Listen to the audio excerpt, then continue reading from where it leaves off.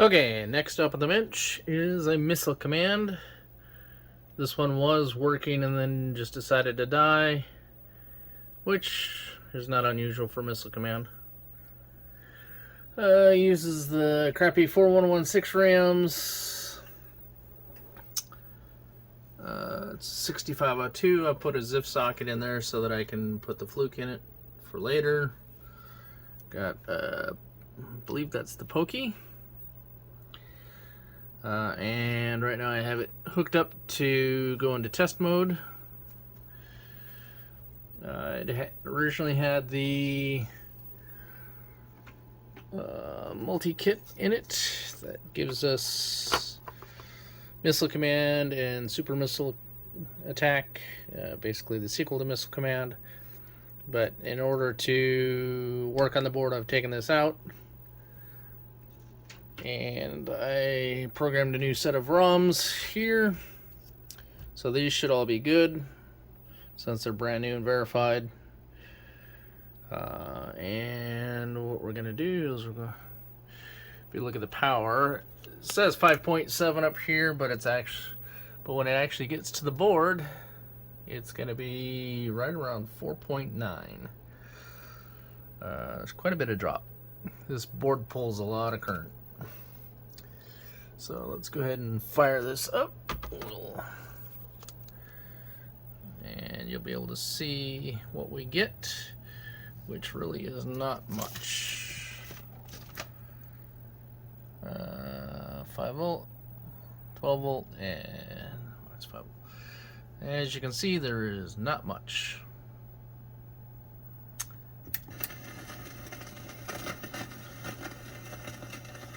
And I turn the audio on here because go ahead and reset.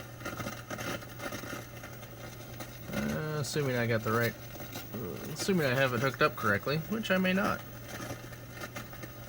I just had to add the audio to it. But if it was able to boot, and there were rammers or ROMers, then it would sit there and it would beep, and then you could look in the manual and it would tell you what those beeps meant. In fact, I think right here, let's see,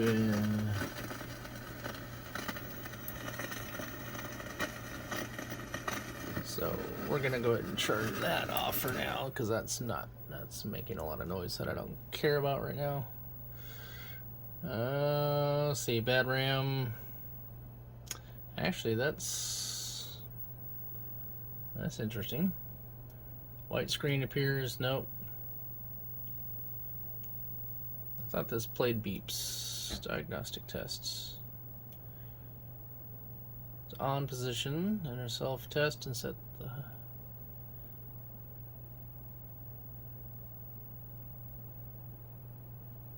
Yeah, see, we're not getting anything.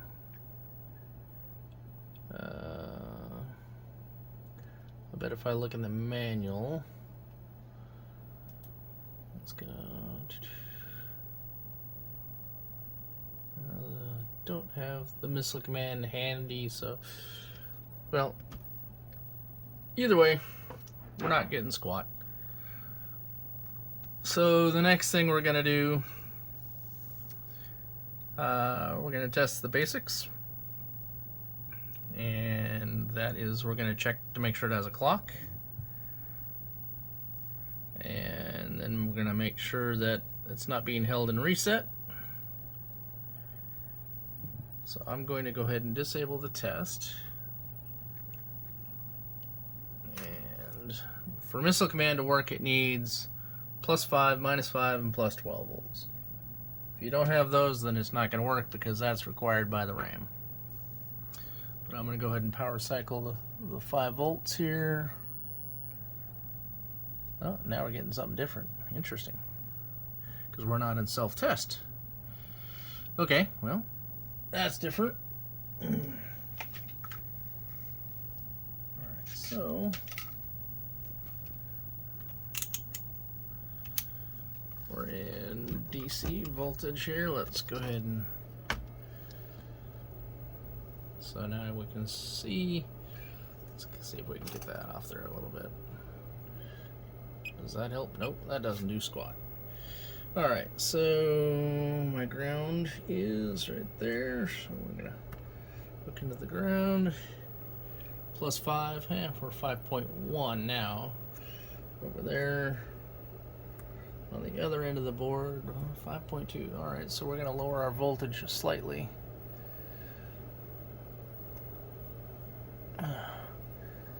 Alright, so what do we got now? 4.8, so we need to increase it slightly.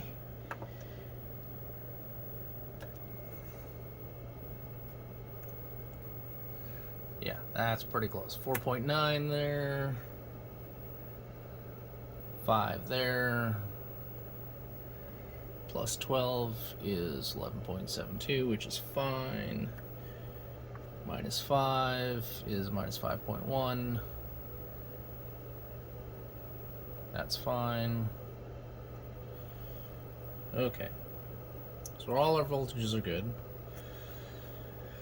Now we're going to want to look at the CPU. And we need to get our probe for that. Pop that out. And we will look at this. Come on, get untangled. Alright, so we're looking at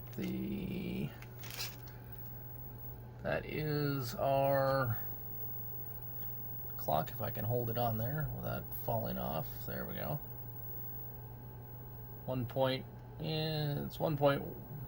It's right around 1.2. The crystal on this is brand new, so that's probably pretty good. Now we're going to look at pin 40 on the CPU, and as you can see, pin 40 is pulsing like crazy. That means the CPU is constantly resetting. So what we're going to do is we're going to disable the Watchdog and see if we get anything different. Chances are we're not going to get anything different here. Alright. So to disable the Watchdog, let me grab my cable here. Okay, so we're gonna find a lug like this one that's marked ground. Try not to short the board out here. Let's reset. Alright.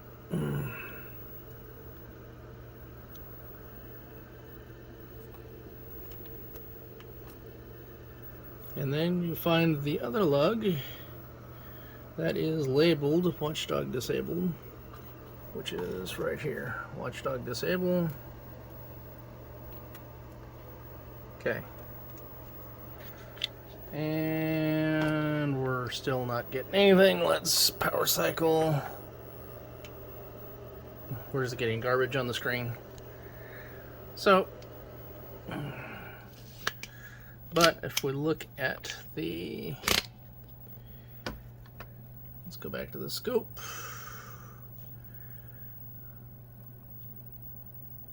And we look at pin 40. We are now high. Okay, so pin 40 being high. So we're gonna look at my cheat sheet here for CPUs.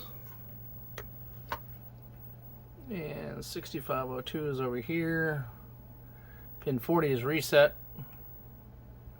And the bar over that means that it is active when it's low. So the fact that if it was low, then we would know that the CPU is being held in reset, but it's not. So I think the next thing we're going to need to do, we've checked the voltages, we've checked the clock, we've checked to make sure that the CPU is not being held in reset. So our next step is going to be to look up the fluke and go from there, see what we get. Okay, this is a reproduction 6502 pod. This is the one I built on the other video. And red light means there's no power on this board yet. But you want to make sure that your fluke is powered up and your pod is connected before you apply power to this one.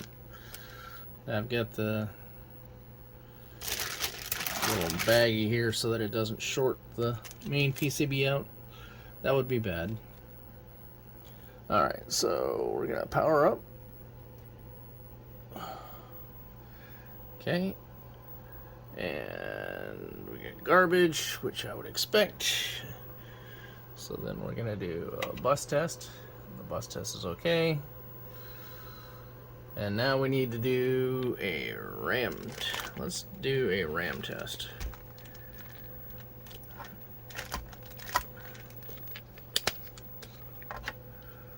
Let's set that up like that.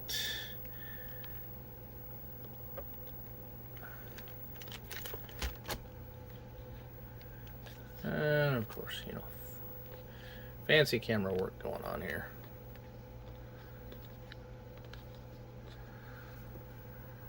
Okay, we don't need that. We do want that and that.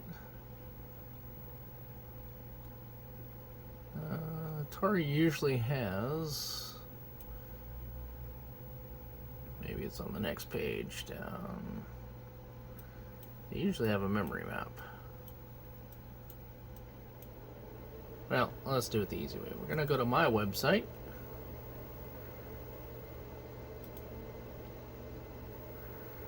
And we're going to go to Browse All Games. Then we're going to come here. Type in Missile Command. And then we're going to go to the memory map.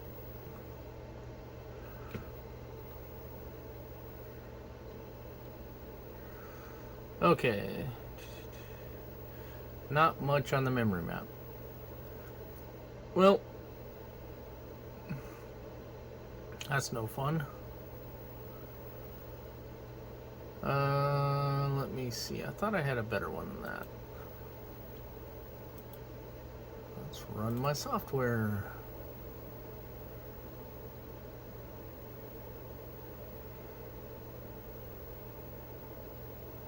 Come on. There we go. Missile Command. Memory map. Nope. Same thing. Alright, so that's not going to work for us. Let's go back to this then. Shrink this down and see if there's a memory map here.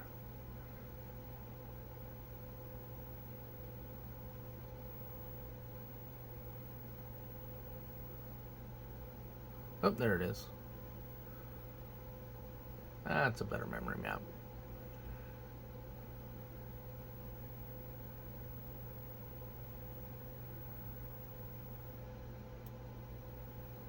Okay. So we got 512 bytes of war. I don't know if you can see that. Let's make that bigger. Got 512 bytes of working RAM. Then you got color RAM, more working RAM, and more color RAM. So those are the ones we're really interested in. So let's start with 000 to 01FF. Okay, so we're gonna come over here. We're gonna do a RAM test 0 to 1 FF, and it doesn't. It fails the RAM test. So more than likely, it's not the RAM. It's going to be something related to the RAM, probably the addressing circuit or a buffer or something like that. so I'm going to take a minute to look at the schematics. Well, actually, let's try this.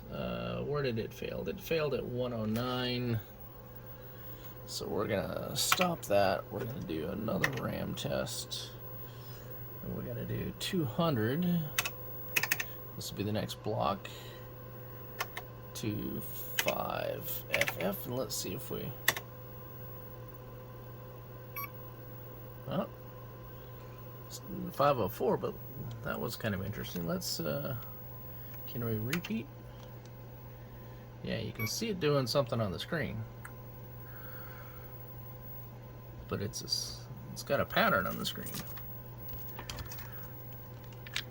So, alright, so didn't like that either. So we're going to try the next block of RAM. RAM 600 to 63F, and if you're wondering where I'm getting those values, that's these. Okay, and enter. Nope, doesn't like that. It's a decoding error. Interesting. Alright, and then we'll do the last one. Say no, we don't. Alright, stop. Which is going to be 6. Oop, okay, RAM 6F0 3 and 1, 2, 3 Fs. And we made it kind of far into there. 902 when we started at 6F0. So, alright. First things first is going to be testing the address. So, let's go ahead and stop this for now. Let me look at what I need for that. Okay, so what I did is I did a RAM short from 0 to 1FF, enter. And then it says that it failed at 107. So then I do repeat, and now it fails at 102. Repeat, 104, repeat, 101, 100, 100, 107, 102. So it's flaky as far as where it's failing, but it's all right around that same region, 100. So I'm gonna loop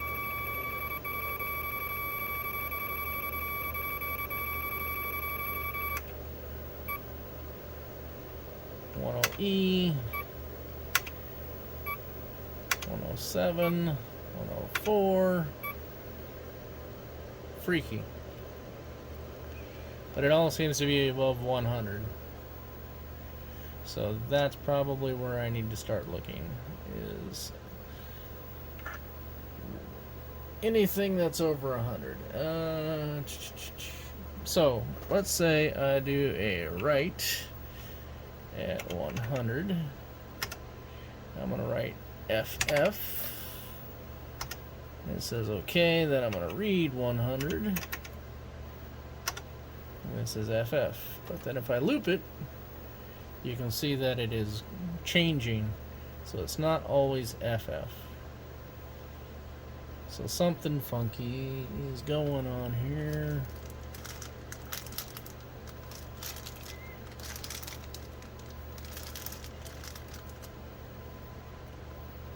So, gotta figure this part out.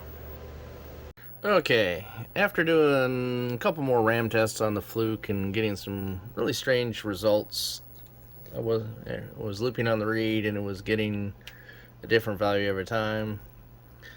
Decided to do a couple more RAM tests on it, and then I decided to pull a RAM chip. Let me move this out of the way here. I pulled this RAM chip here, and the tests for this focus. don't know if that's going to focus. Maybe I need to go further away. This RAM pulled this RAM chip, and I got the same exact results, which is even more strange. And then I started to look, and it looks like somebody has used a Sharpie. I don't know if this is going to focus. There we go. That's better. You can see it looks like somebody used a Sharpie to make some marks here. And then, so I said, oh, there's some more over here. And more up here, etc. But then if you look really closely here, this, let's see if I got a pointer thingy.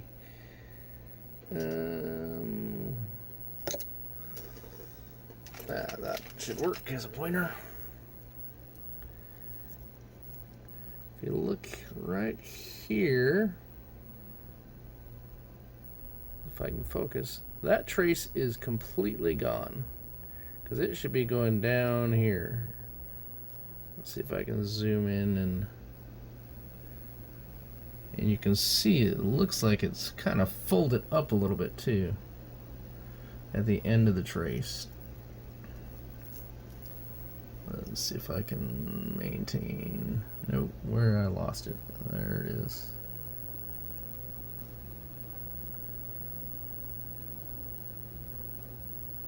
Right there. That looks like it's folded over a little bit. So these traces aren't just broken, they're like vaporized, which is really weird. Then up here, there's more traces right there. Gone ski. Up here, gone.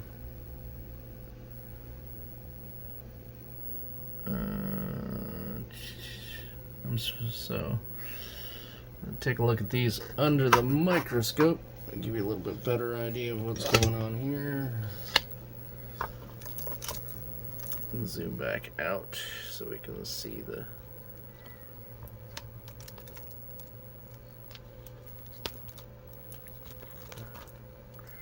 my screen a little bit better. Come on, stand. There we go. Actually, I need to move this over a little bit so I can use my... So I have this rail system. We'll take a quick peek at it here. Got the rail system here for the microscope so that I can get it consistent. So I can just slide. And once it's in place, then I can just... It's a little challenging to do in one-handed here, but you can slide it back and forth on this, and then you can see it up there.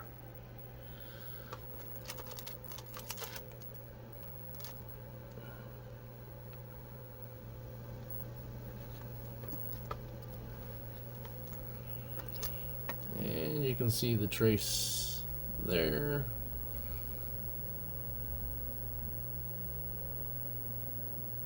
You can actually see here it's folded over, and you can see where the trace went. And this one looks kind of funky.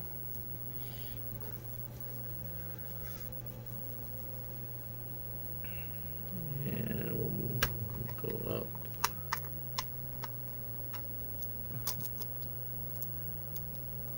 Focus.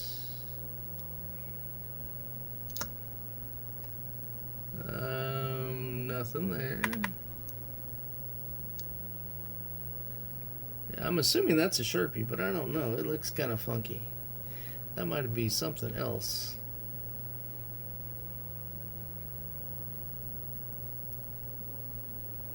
There's another one. We need to focus.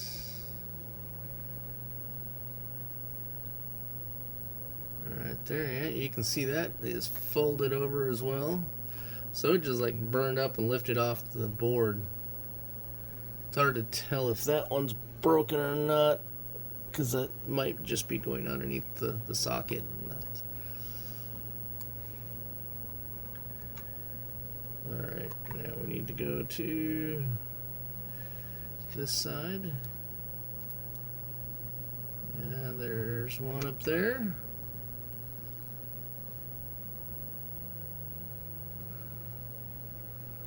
Again, you can see where it is. Used to be right along here. It is no longer right along there.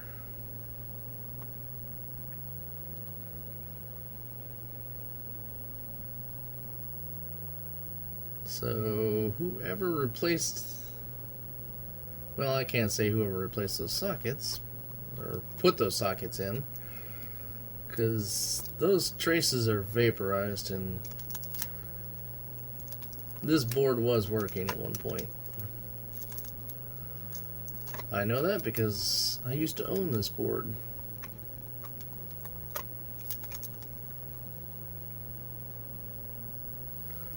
Yeah, I don't know if those are Sharpie marks. I think they are, but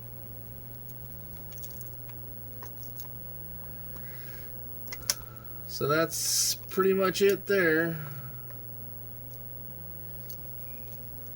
Okay, so at this point, there's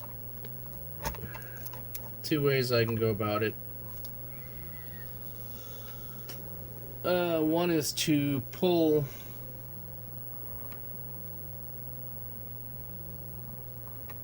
all these sockets out,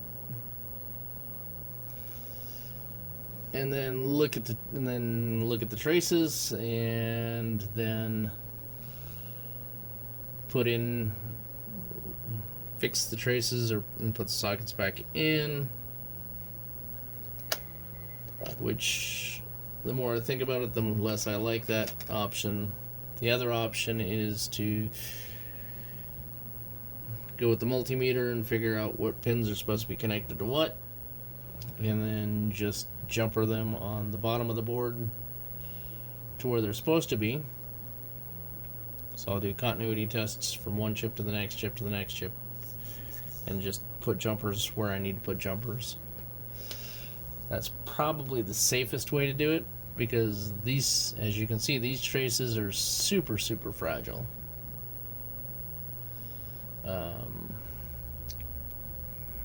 Crazy fragile. I've got a stack of Missile Command boards that probably 99% of them have, actually I bet 100% of them have trace issues. Either somebody destroyed a trace, or you have a case like this where the trace got vaporized, somebody lifted all the pads on a chip, you know, that type of thing. Okay, so I think the next step is going to be to meter them out, and then just repair it on the bottom of the board. Okay, this is one of those times where assumptions bites me in the ass again. Got this board from a friend, and it was in a working cabinet, and then apparently died. So I made the assumption that there's probably nothing physically wrong with it, but I was incorrect. As shown earlier, there were broken traces, like here, etc. And I did not inspect the board prior to starting work on this, so I probably should have. Well, I should have. There's no probably about it. And then somebody that I know, we won't mention any names, patched all this in here to fix all the broken traces. It is not very pretty. This is definitely not pretty. And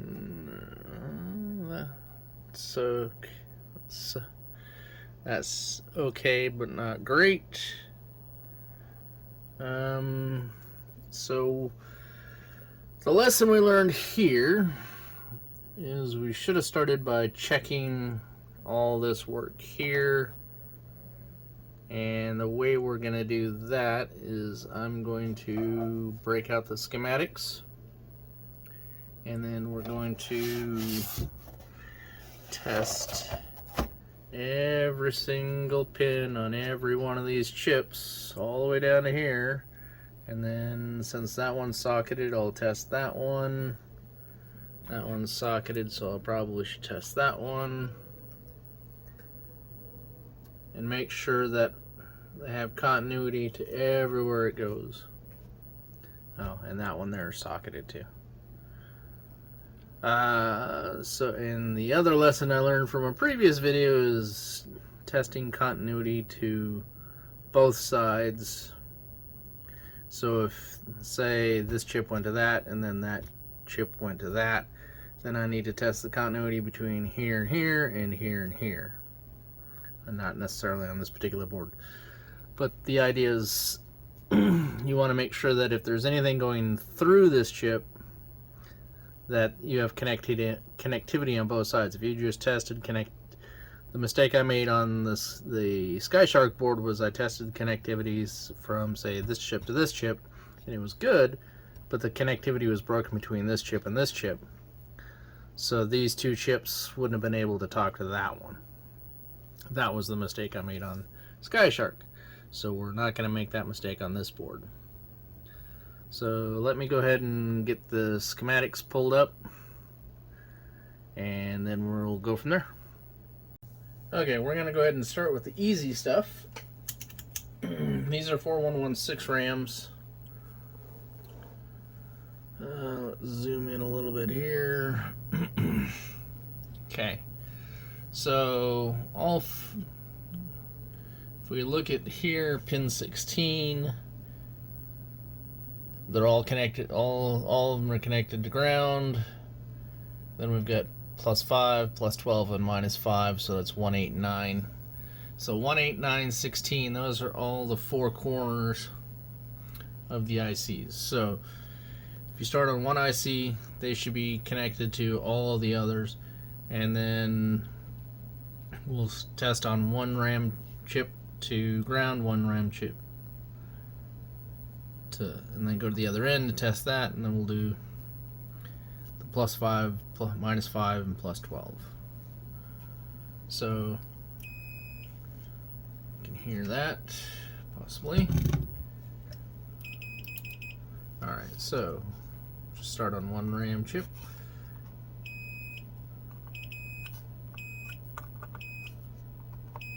This is pin 1. All pin 1s are tied together. Pin 1 is -5, so that's the -5 lug on there. Pin 1 here. So we have continuity all the way through on the -5, or so it appears. Okay, so the next one then we're going to do is pin 8, which is the same side, all the way at the end.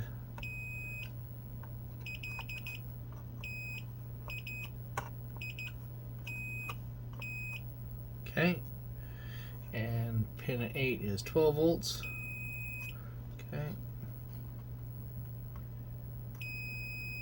Okay. Alright, so now the next one. Pin 9.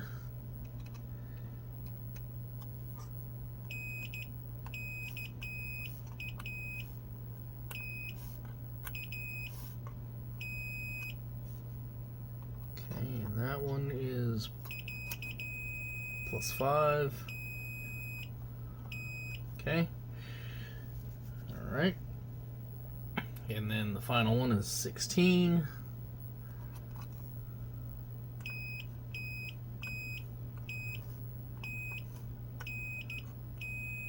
Okay, 16, and then that goes to the ground. That was just me not making good contact, that's why it's DD. Okay, ground is good. Alright, so then we're looking at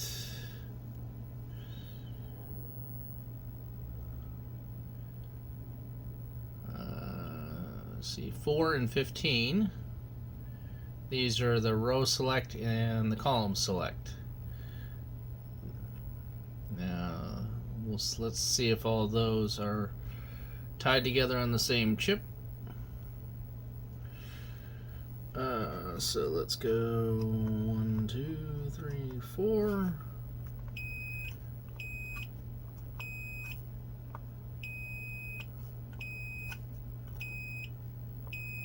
Okay, and then those are connected to R. Okay, so 4 is connected to R27, it looks like. So now I need to find R27 on the board. Should be close by. Let's make sure. Pretty sure that says R27. These look hand drawn, so yeah. R27.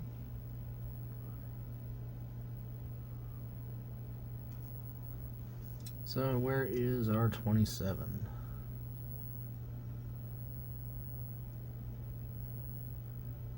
Should be near the Rams.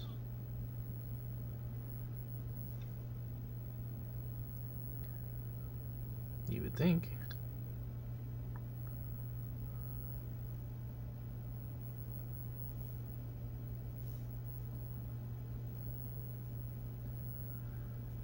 Okie dokie.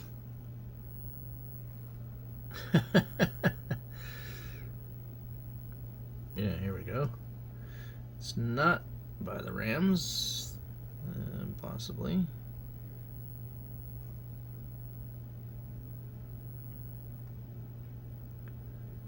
Alright, there's 21 through 24, 25.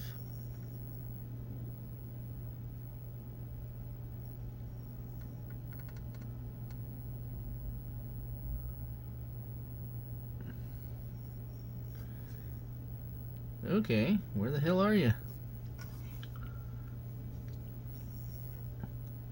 Generally, they have a pattern of being pretty close to each other.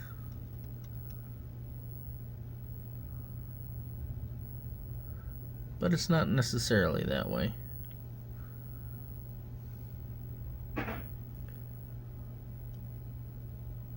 Those are 80s, 39. You would think they would be close to the 24s.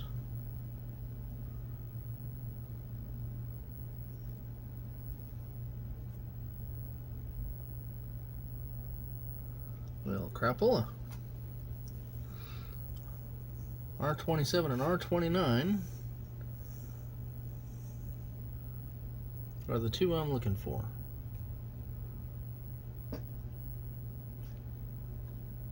Yeah, see, that's R2, R3, that's the wrong side.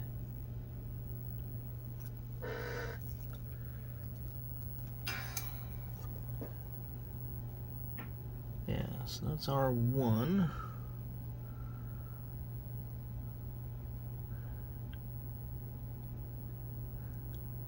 Another game of Where's Waldo. Right, there's R26. 25. See, there's R27. R27 is by the chip B7, Bravo 7.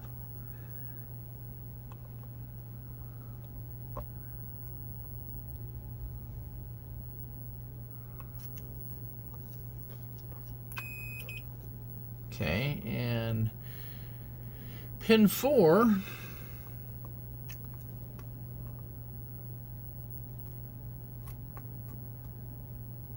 we don't have continuity to that. Interesting. Either side of it.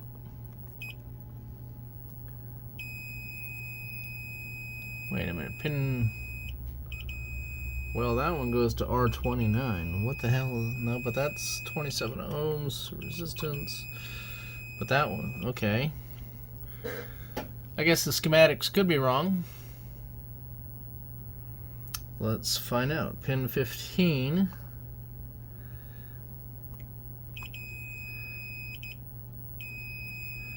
Yep. Schematics are wrong.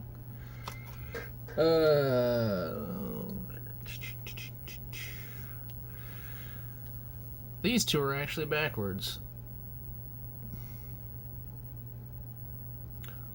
Either that or something's wired backwards. We'll definitely have to check that. Let me grab another missile command board here. Okay, I verified on another missile command board that the schematics are wrong. R27 and R29 are reversed. R29 goes to pin 4, R27 goes to pin 15. So, that's fine. We have continuity to both. Alright, so pins 2 and 3, based on the labeling here, each one is going to be independent. So if we try to check continuity between pins 2 and 3, between all these, they should all be... You shouldn't have any continuity between those. If you have continuity between pins 2 or 3 between any of the RAM chips, then they're probably bridged somehow. So I'm just double checking that now. None of them are connected, which is good. So then these all come up here and they all feed into K6 and L5. So I need to find K6 and L5 on the PCB.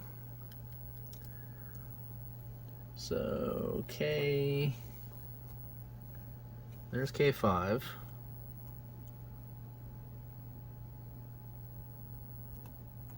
Okay, so K5 pin 3 should go to the first RAM. Should. Right? Oh no, sorry. All those go into resistors. So we want to look at the resistors 5, 6, 7, 8, 9, 10, 11, 12. So those should all be grouped together. And we're going to play that game again. Well, actually, that's not too bad because they're all sitting right next to the RAMs. So that one goes to that, that one to that, that one to that, etc. Alright, so back on there.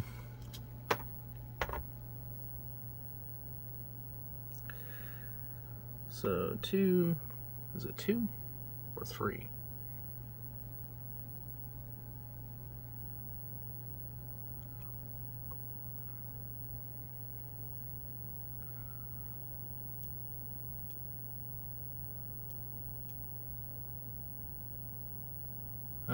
We want, well, okay, pin 2, pin 3. So pin 2 on this one does not go. Okay, so pin 3 is what we're looking for WP0. So pin 3 is what we want to check continuity on. Alright, pin 3. Okay.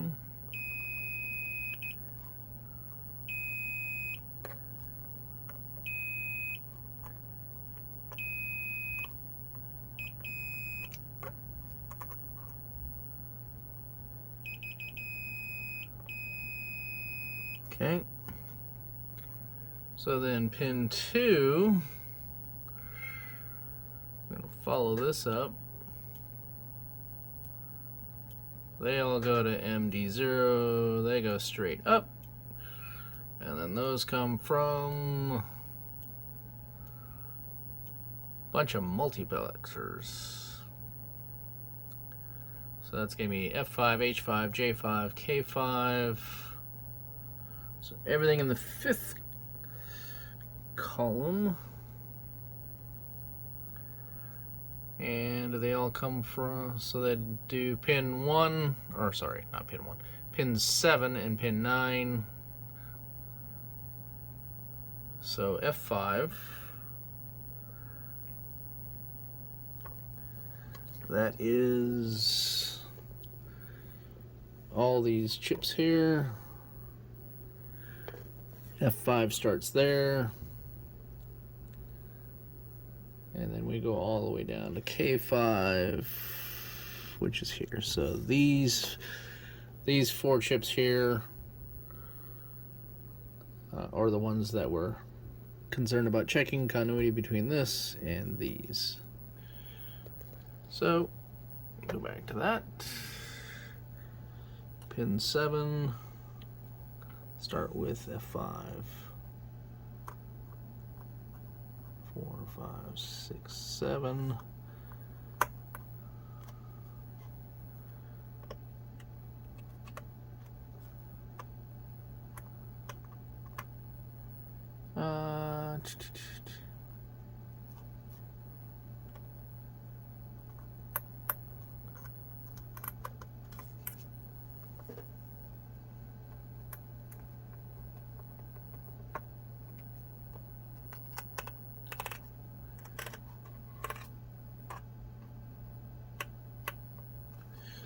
Okay, that's interesting. Let's do K5 since it's closer to me and easier to get to. 1, 2, 3, 4, 5, 6, 7. Okay, that one goes to the first one, MD7.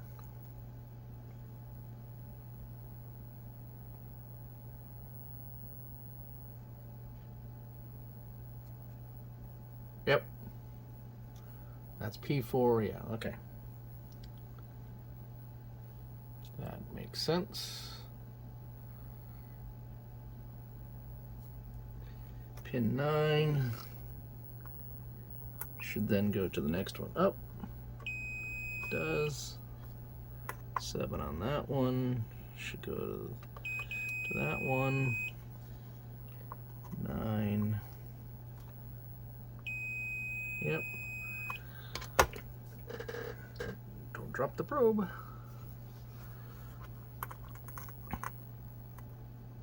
7 on that one goes to that.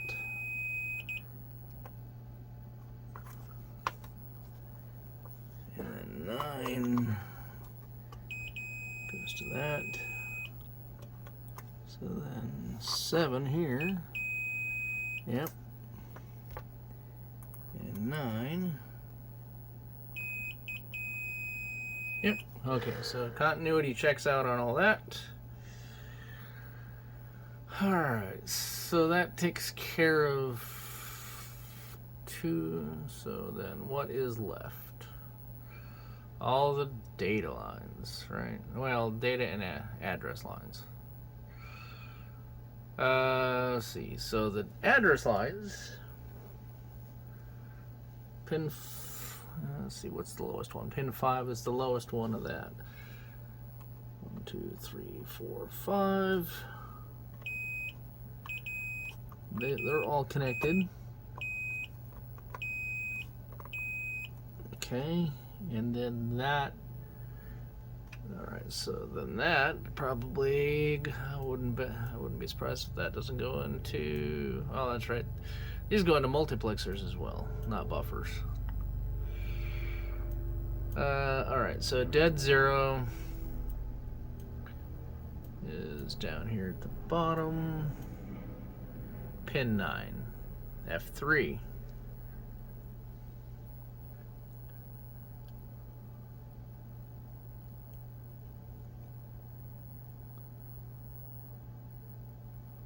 So F3, it's going to be, okay, so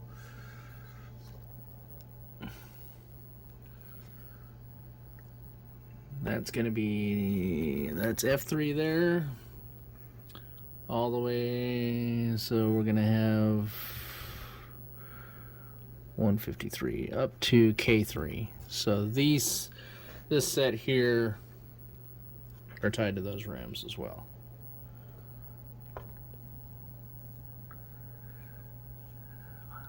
And since they're the same as the other ones, it's going to be pin 7, pin 9. Alright, so 7 there.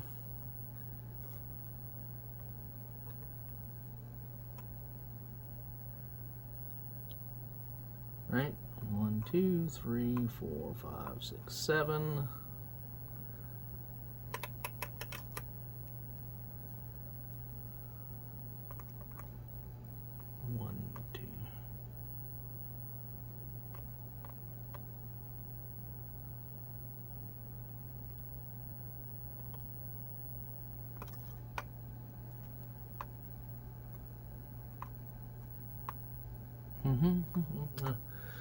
It helps when your meter doesn't power off automatically.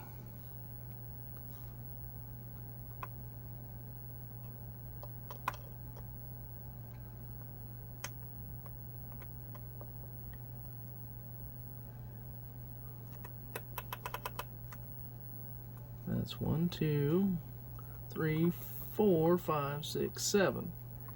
Pin 7, well, pin 9 is what we want to look at first. Alright, so pin 9.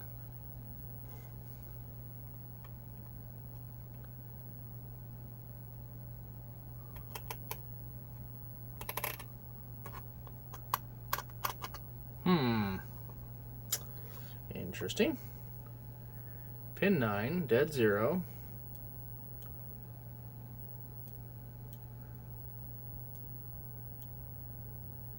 Should go to pin 5, assuming the schematics are right. We've already proven that they're not right. So pin 5 on the RAM. 1, 2, 3, 4, 5.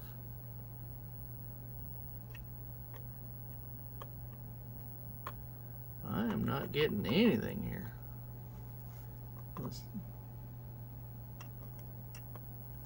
Interesting.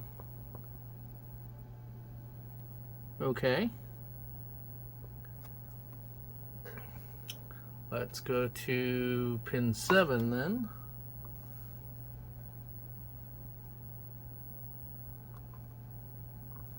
Let's see if we... Pin 7 is dead 1, so that should be pin 7.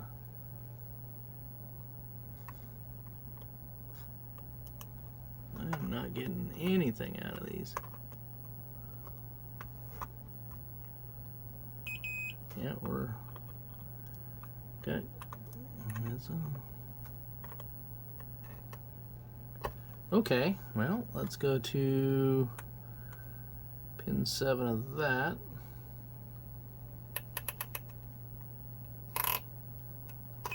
Oop. All right, we have continuity on that, so let's go back to that one and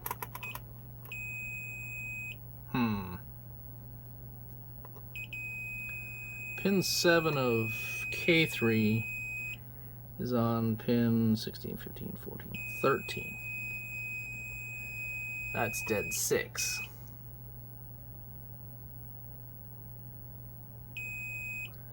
Alright, let's make sure I'm not reading this wrong. So, pin 13.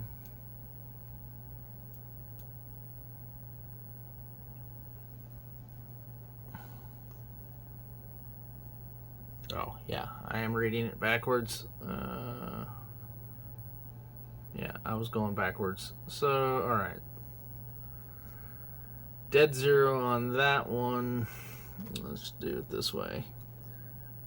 7. Continuity. 9.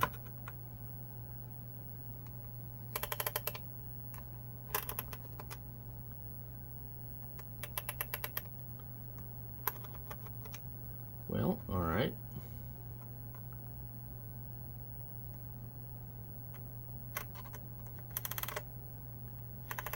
They should all be tied together.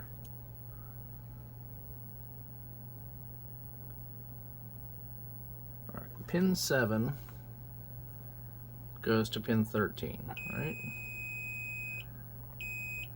On all these.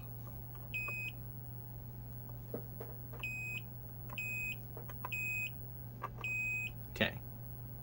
Pin 9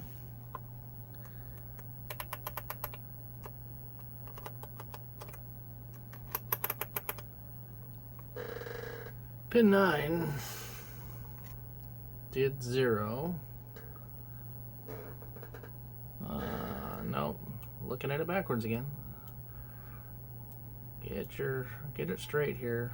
Pin 9, all right, K3, pin 9 is not connected to anything. That's fine. J3. The problem with the schematics go one direction, I'm looking at the board the opposite direction, so I'm getting it backwards. All right, pin 7 is dead 5, so that should be pin 10.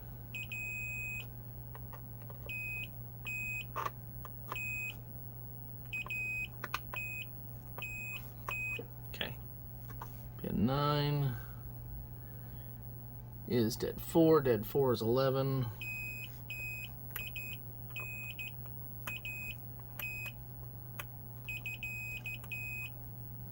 Okay, then we go to pin 7.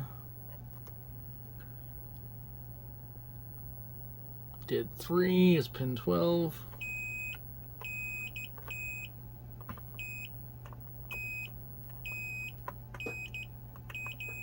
Okay.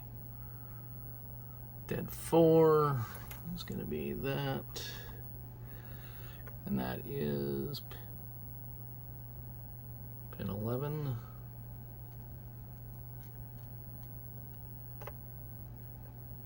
Or did I already do that one? No. So that should be 9, 10, 11. Yes, H3. Let me scroll that into view, make sure that's connected here. Oh. Actually, that's dead. Okay. Dead 3, H3. It's pin 12. Okay, so dead 3, pin 7.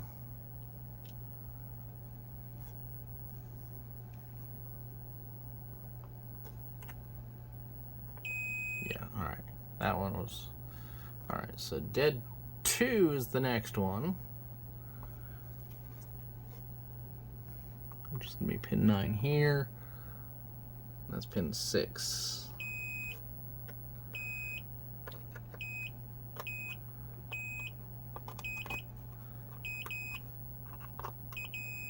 And if you confuse yourself, stop for a second, think about it. Just double check. It's better to double and triple check than it is to just assume that it's correct. Okay, dead 1 is going to be on F3, pin 7, and dead 1 goes to pin 7.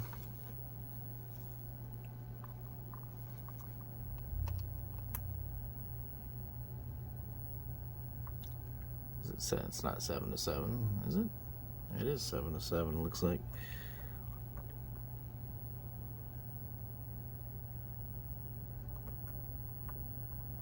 Seven.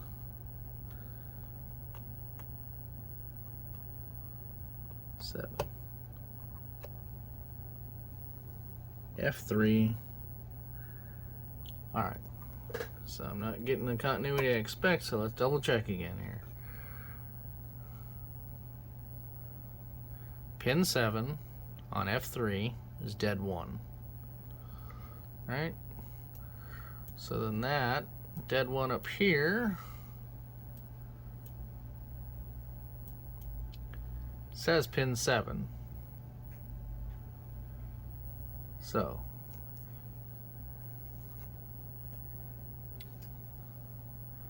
and it should be F3, right? F3 pin 7. Okay. So F3 1, 1, 2, 3, 4, 5, 6, 7. We should go to pin 7 on the RAMs. That's 1, 2, 3, 4, 5, 6, 7.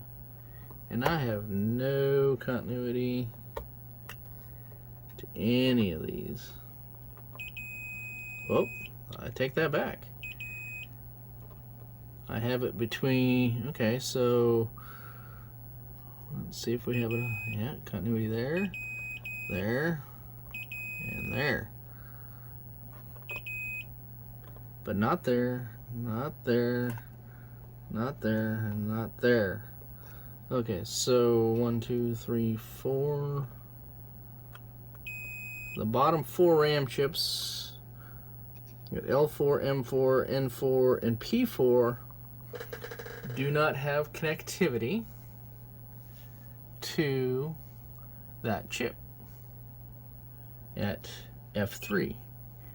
So let's look at pin 9 on that one. That should be dead zero, and that should go to pin 5. Yeah, I think we did that one already, right?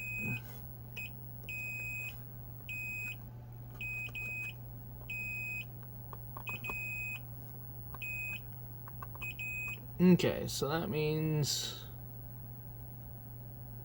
pin 7 should go to pin 7. Not connected, not connected, not connected. Stay on there. Connected. Okay, so that is definitely an issue, because there should be connectivity to those 4 pins. Alright, let me flip this board over and we'll take a look at it. Okay, I see a problem. That pin is no longer connected. So let me hook that wire back up, and we'll see if that is what's causing our problem. Okay, where was that wire?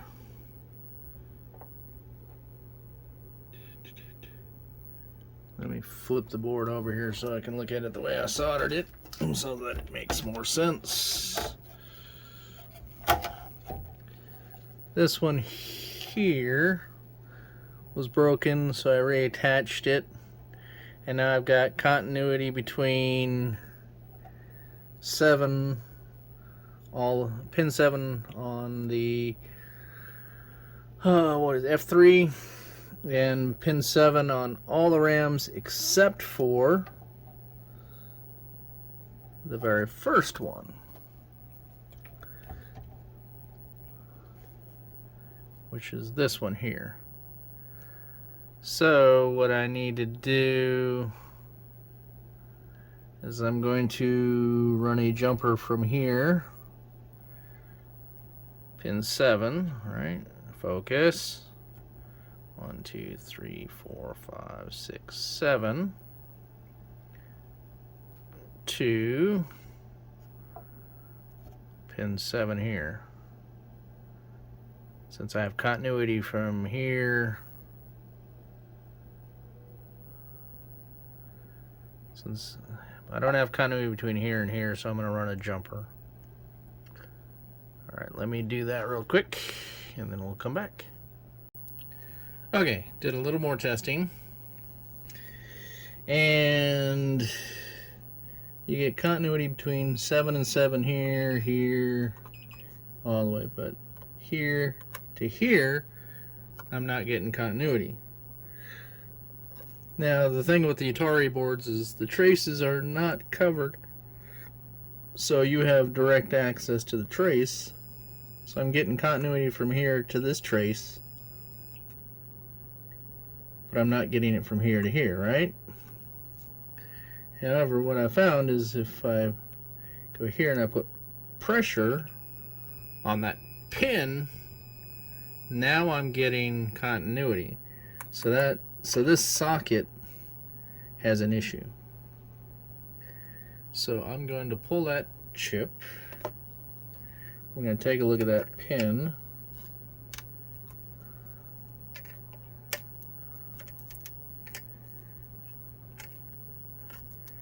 I'll bet you the socket is hosed. Yeah, look at that. The pin, all the pins are good on that. Nothing's bent. But if we take a close look at that socket,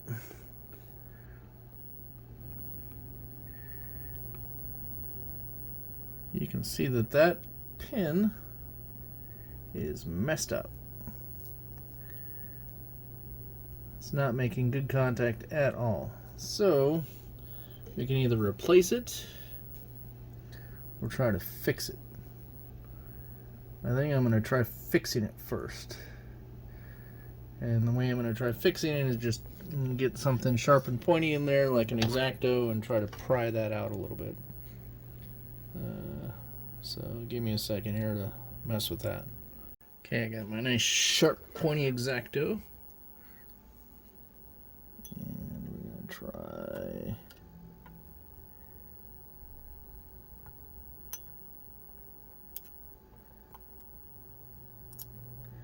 Yep. This is why my friend likes machine pin sockets. I don't think that's going to be small enough to get in there. Alright, oh yeah, look at it. Yeah, that's hosed. I think there's another one over here that was hosed too.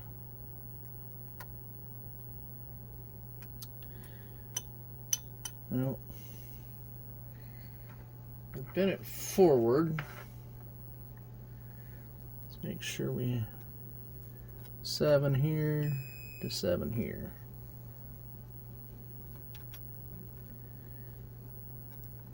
If that bending forward doesn't do it,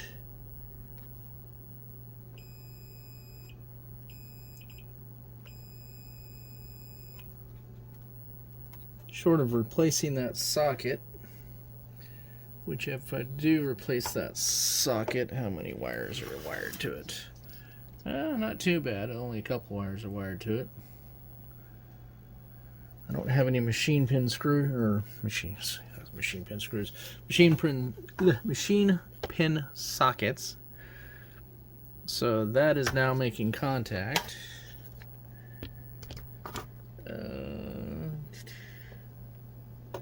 We'll double check it again.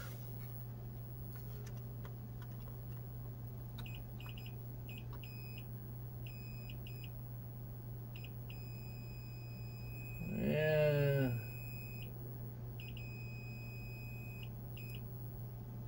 See, if I put any pressure on it, then it goes away.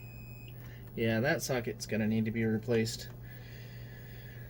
I might have a better leaf for that, twin leaf for that. I really hate to do more soldering on that, because that is it's been trashed as it is. Risk doing a lot more damage.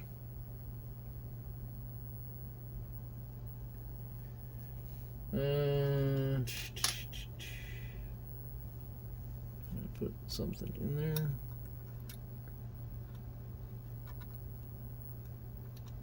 No, not enough space. At least not round. It'd have to be flat. Crap. Let me think about whether I want to replace that socket or not. Okay. Still haven't decided on whether I'm going to replace that socket or not.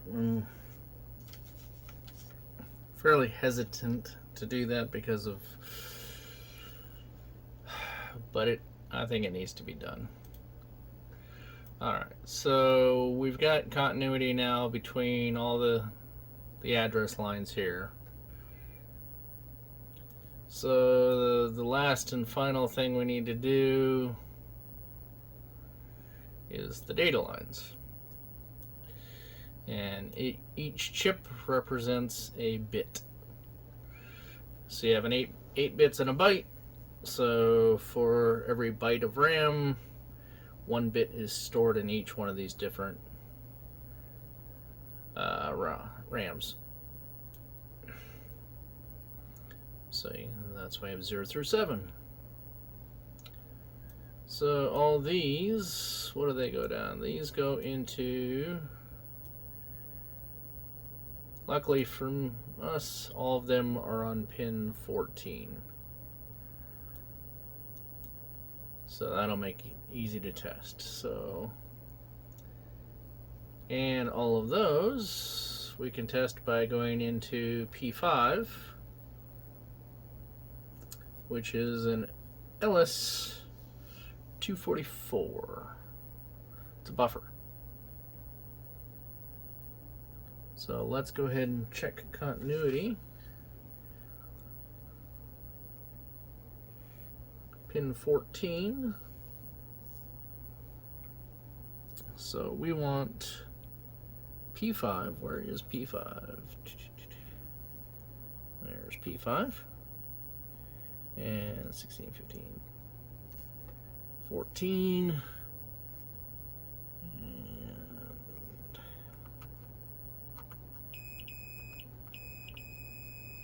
well, that is pin 11, so that one, okay. Okay. So the next one is gonna go to 8. And the next one goes to 4. Really? No? No, 6. 6, then 4. And we go 2.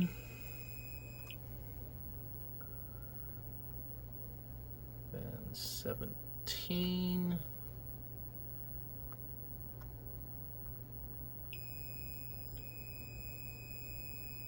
Okay, then 15.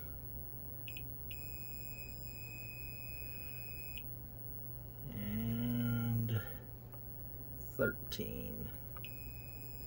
Okay, so we have continuity.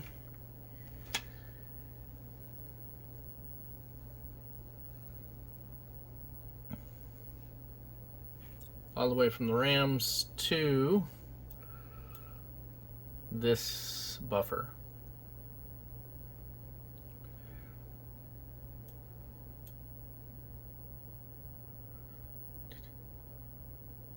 Okay, so that means all the traces are working on these RAMs. Now if I replace that socket, we're going to run the risk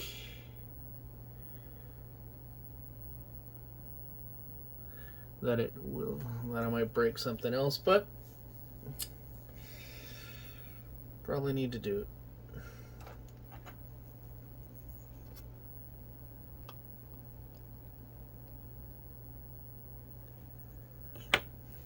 Uh, 16 pin sockets. I do have them. These are 3Ms. So these are probably going to be a lot better quality than what's in there. Alright, well, let me go ahead and replace the socket. And I'll check continuity on it again when I'm done. Okay, new socket installed. This one is a much better quality socket. It's 3M. Should hold up a lot better than the other one. Flip it over. That's the patchwork for me, is the blue wires. Yeah, I cleaned it up a bit too because there was a lot of crap on there. But as you can see, a lot of damage to that area. These boards are super, super fragile. Now the question is, do I want to redo the rest of those connectors? At this point, if they're connected and working, I'm not going to touch them. I always risk doing more damage. It may look ugly, but if it works, it works. I took the electrical tape off of that one. I'll probably tack that one down with some silicone a little bit later. Right now I want to plug everything back in and give it a test. I don't think that'll fix it, but it's definitely not going to hurt it. Okay, this is interesting. I replaced the 244 and it was giving me different errors. And so I piggybacked the original one on top of the new one, and now it's working correctly. So it's possible that this 244 is good, but something downstream from it, which is going to be this one over here, I believe. No, E2. That one. That one might be the bad one. That is interesting. So we're going to take a... I've mapped it out here. So I did that when I tested the continuity on all the pins to make sure everything was going to the right place. Yeah, I know. Great camera work again. And so what we're going to do is we'll take a look at the different signals from that chip and see what they look like.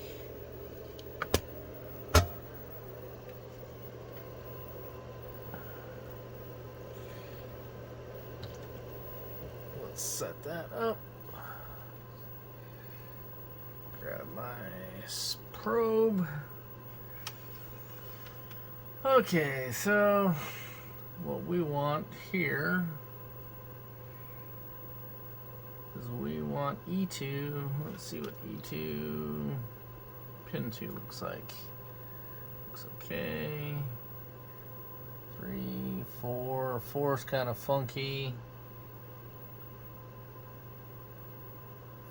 5.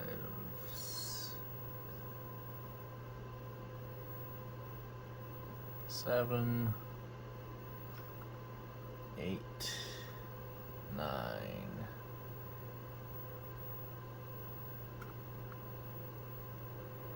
Well, that's ground, so yeah, 10s. 11.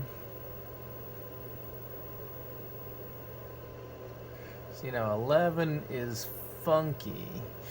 You can see that it's here and here. 11 goes to 9. And 9 is the upper bit. So we're getting... Yeah, I think that one might be bad too. So I'm going to go ahead and replace it. And we'll go from there. Okay, I replaced that other chip, but I took it out of the socket for now. And it's still giving... Well, it changed from FF to 7.7 and FF or F7 to just 7.7. Well, no, 7.7 and something else. I don't remember what the other one was. And so I took that chip out. Now I'm getting 6F. Now if I look at pin 9, pin 9 is good now. Up here. Because I have it pulled out of the socket. So this is a trick you can do if you want to, if the input side is good but the output side's bad, and you think something's messing with that signal, then you can, if it's socketed, then you can pull that pin of the one you think is being messed with from something else, and you can test it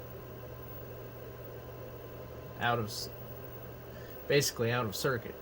So pin 9 is the output going to the other buffer near the CPU, which is the one I'm taking out, the other one that I've taken out and haven't put one back in yet. So that tells me that this chip is trying to output the right thing. As you can see here,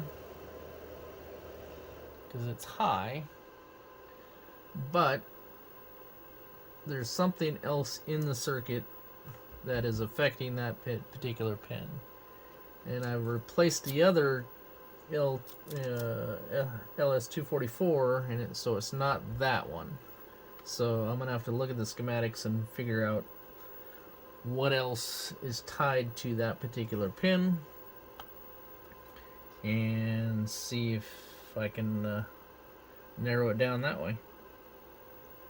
So we're gonna start looking at the schematics and go from there. Okay, I put that chip back in just so I could show you what was going on here. Now it's toggling between F7 and 7.7 fairly consistently, just like that. So we're gonna have to trace that down and figure out what's going on. Okay, this board's got all sorts of weirdness going on right now. I took all the EEPROMs out of the board and did a bus test, and I get this error. It says address bit 1 is tied high. But if I put in an EEPROM, currently R1, I haven't tested the other ones yet. We'll do another test on the other ones. So we have one EEPROM in R1. Okay, and now we're going to do another bus test, and it passes.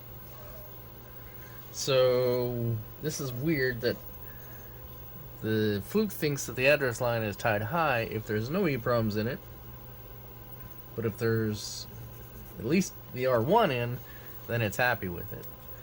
So let's go ahead and throw in, take that one out, and we're going to put a different EEPROM in. Let's see if we get the same results. Okay, so I'm going to put the next one in line in. So we now have a different EEPROM in. Alright, and now we're going to do another bus test. And that one doesn't like that one.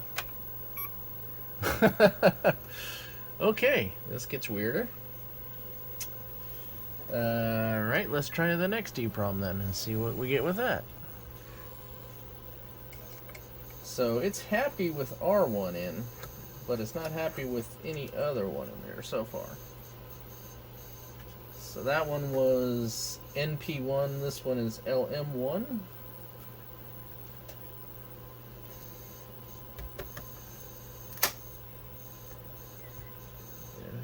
Everything's in right.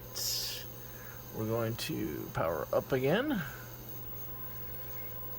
And bus test. And still.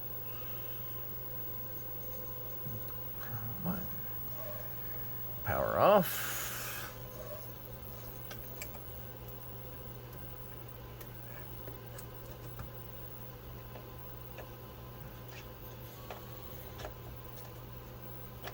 Come on. This one will be KL1.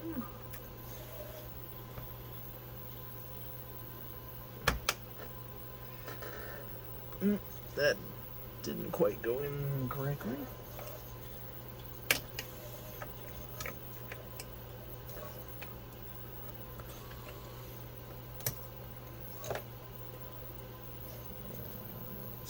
again. KL1. That's better. At first you don't succeed, try again, right? Put that one in. Power up.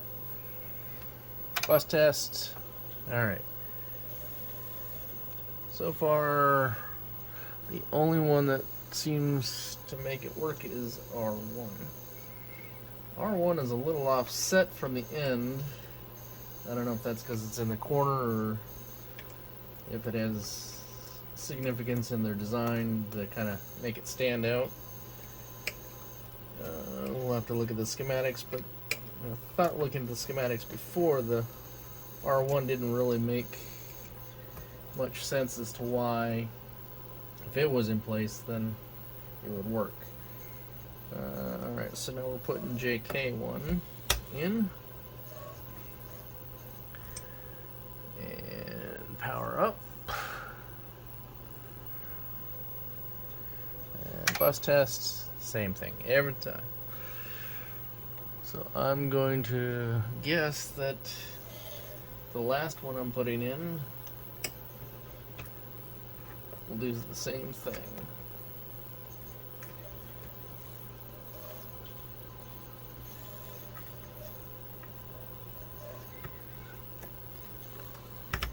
And this might very well be an indicator of another problem.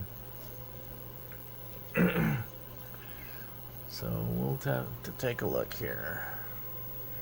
Alright, bus test, and the same. Just for the heck of it,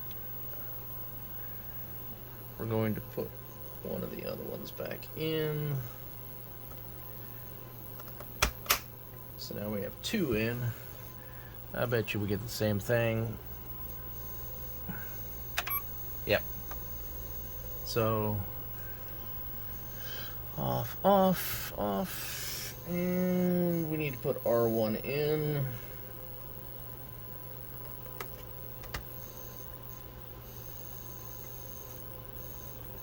R1, turn the power on. Bus test, and bus test passes. Because the EEPROM for R1 is in. That is very, very strange. So, alright, we're going to go take a look at the schematics and see if there's anything that might stand out as to why this would happen.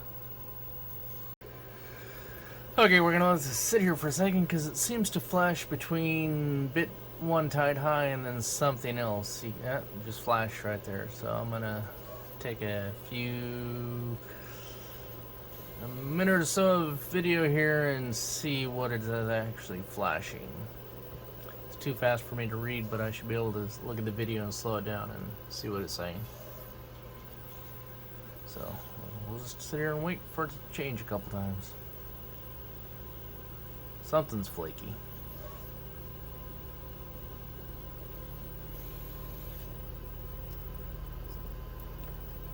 Oop.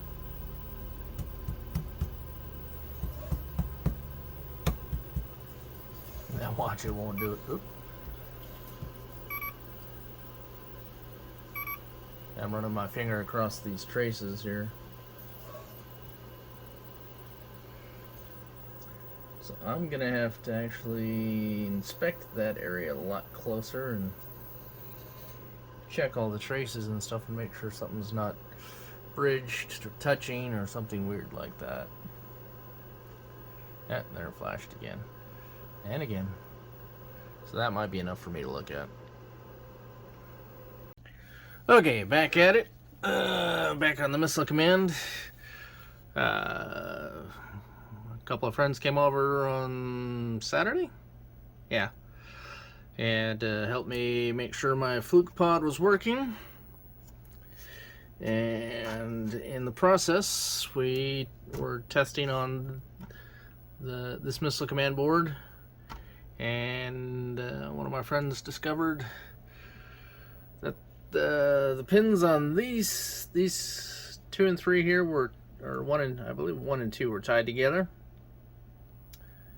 And of course this was prior work, which I didn't check, so it's gonna bite bit me in the ass again.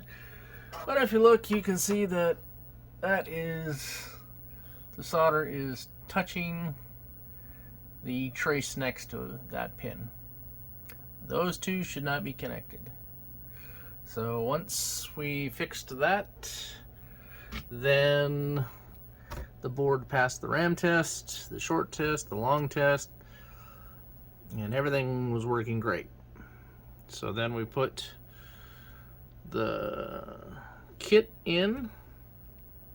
Actually, we put the normal CPU in first, and it would not boot. So then we put in the kit, which is that, and it boots from the kit. So then we did ROM tests, and this ROM all passed, and then these three here did not. Okay, so I got to figure out why these three aren't passing the ROM tests. So there's something in the logic here that's preventing me from reading these ROMs correctly. And I'm going to be replacing this socket, because this socket on the bottom is horrible. We'll show that in a second. And then we're going to replace this socket, because if you look at this pin here, it's mangled. I happen to have a 40 pin machine pin socket, so I'm going to put that in this place. I don't have any machine pin sockets in here, so actually I might just redo the bottom of the board. The socket, I think itself is fine. I think it's just a soldering job on the bottom. Let's take a look at that. As you can see, got a little bit of an issue here and there. Maybe a couple cold solder joints. I don't know if you can see that very well, but the soldering is not the best. The jumpers aren't great, but I can only, if they're working and they're working, I don't want to mess with them too much. I could put new wire on it, like this wire, the blue wire here, smaller wire. We'll see. So this one's already been replaced, but I'm going to replace it again because that socket is messed up. Alright, so let me go ahead and replace that socket, and I'll clean that socket up, and we'll go from there. Alright.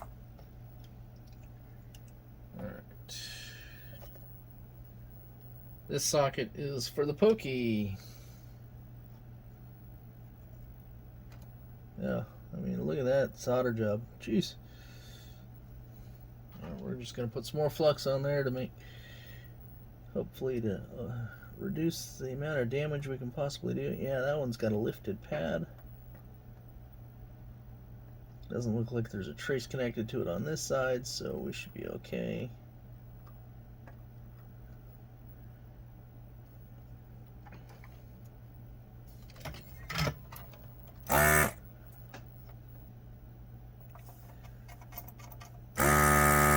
We're risking doing more damage here, but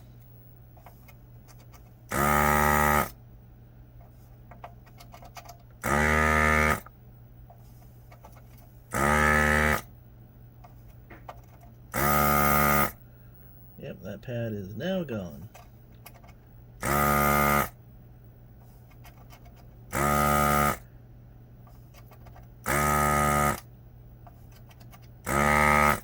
Looks well, maybe not. Maybe it was just ugly solder.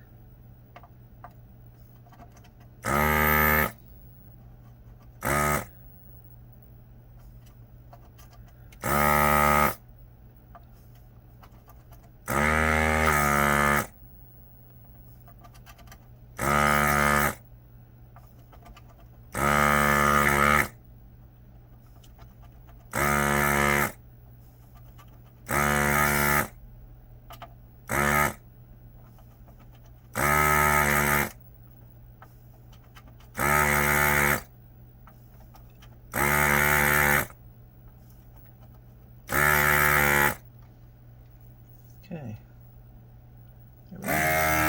Everything's looking good so far.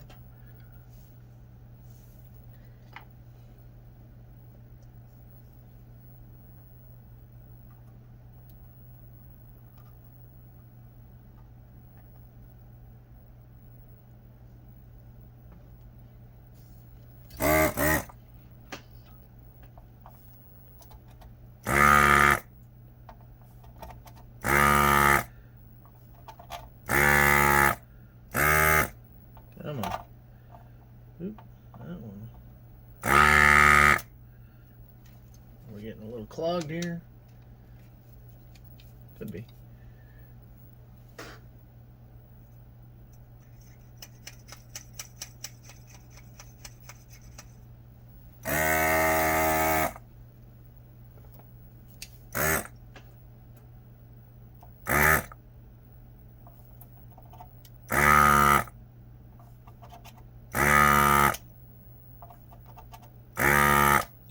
Kind of sickly, but that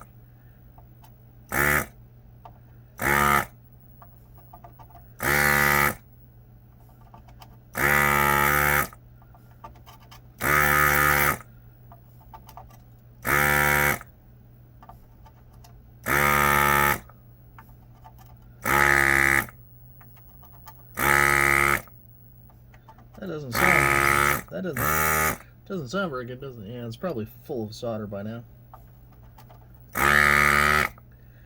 Once I'm done with these pins, oh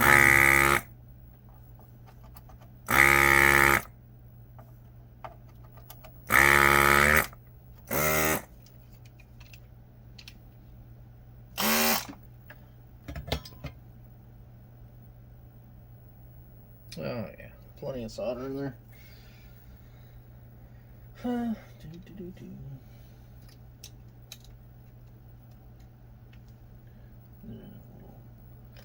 Giant ball of solder. I don't know if you can see that.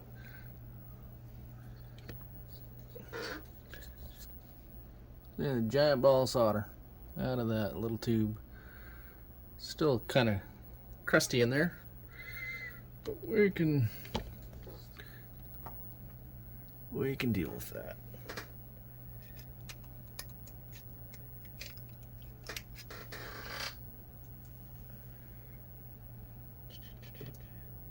That's why you should always keep your desoldering gun clean.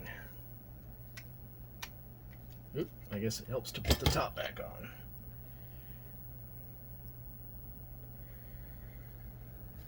Every once in a while, I'll tear it completely down and clean even the diaphragms and everything else in the back here.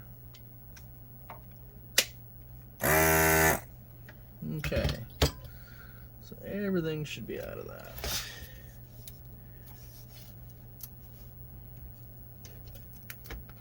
Look at that, comes right out.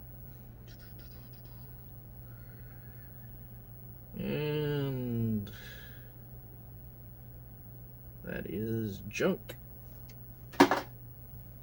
Okay, so now I had them. What the heck did I do with them? There they are. Like, what the heck did I do with my damn sockets?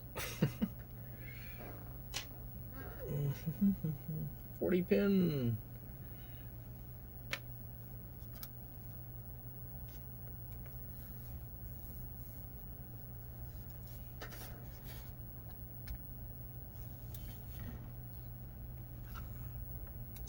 If it's on the bottom, I can fix it.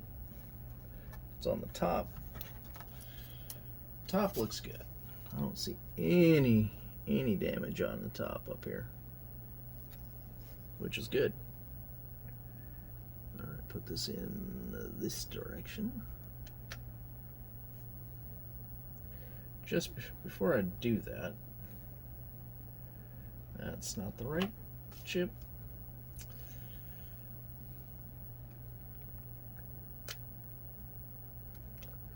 Just gonna make sure that this, yeah, you just gotta make sure that all your pins are exactly in the right spot, which these currently are not, but it looks like there shouldn't be an issue with that. All right, now the fun part.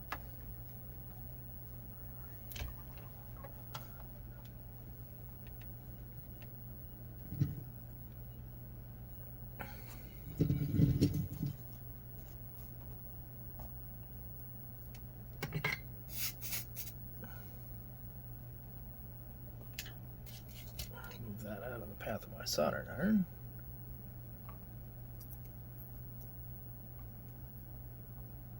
Okay. our opposite corners. Okay. Make sure that that's flush, which it is. And it's very hot.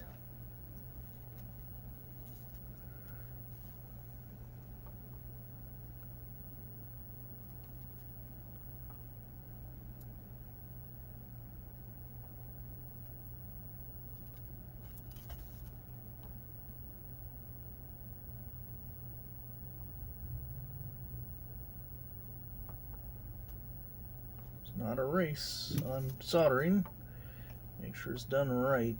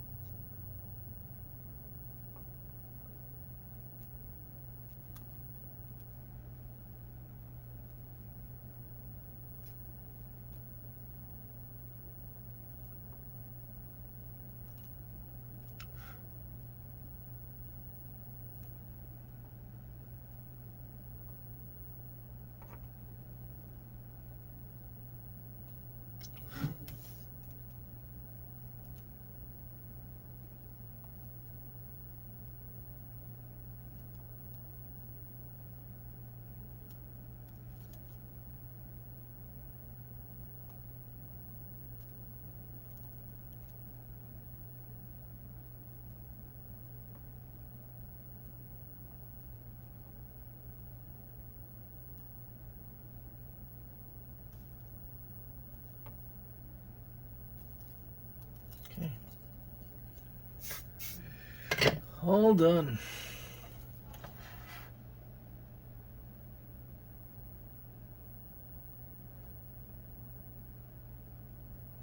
Not too bad. Just need to clean it up with some isopropyl, 91%. And then work on the next thing. So this is going to be the ugly part.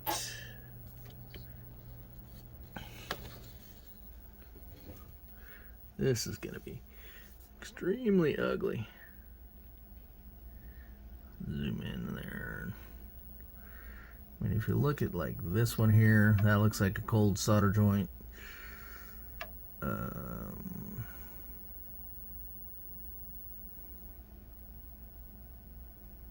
These just kind of look that one I think is fixing a trace there. That's probably why that one goes over to that. So this is the pin. Pin 1 here was the one that was connected to the trace above it.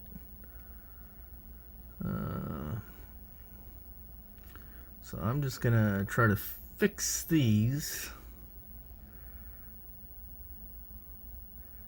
and see where we go from that. At least this one here for sure.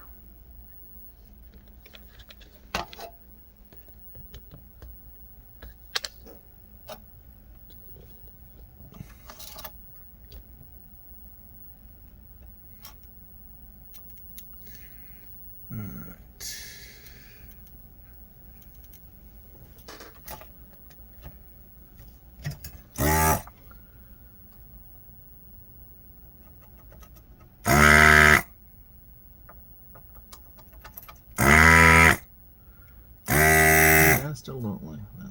Sounds like it's clogged a little bit, but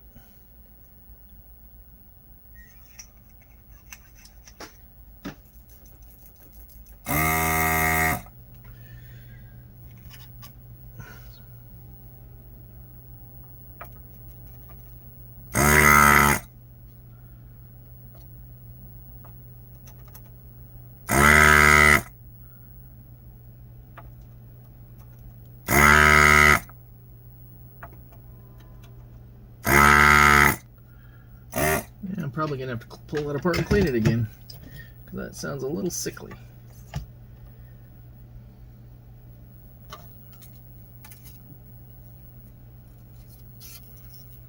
I'm wondering if I should clean this up first and then solder it.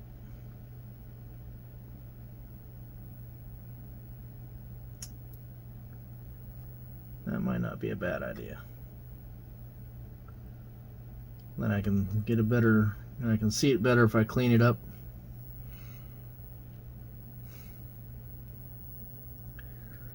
Yeah, I'm going to do that. I'm going to clean it up and then we'll solder it. Okay, 10 minutes in my garage and all the isopropyl alcohol has evaporated. Only because it's 1,000 degrees here in Arizona.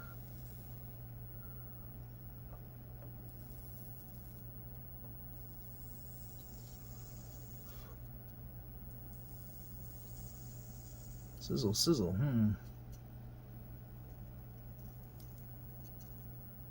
Might be a little bit of isopropyl left in there.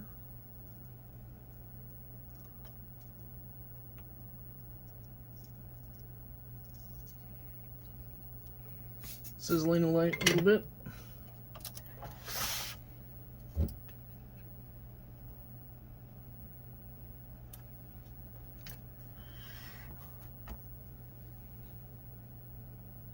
Okay.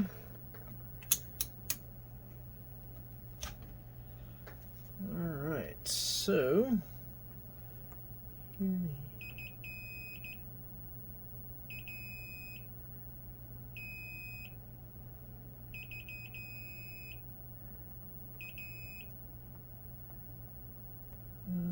where does this one go? Yep. Okay.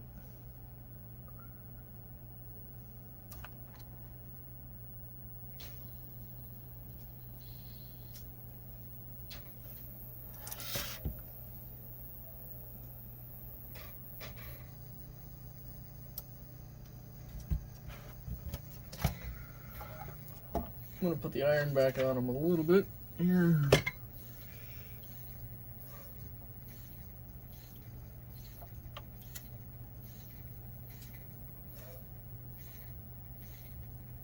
Make sure all that sizzle's gone. And then we'll double check the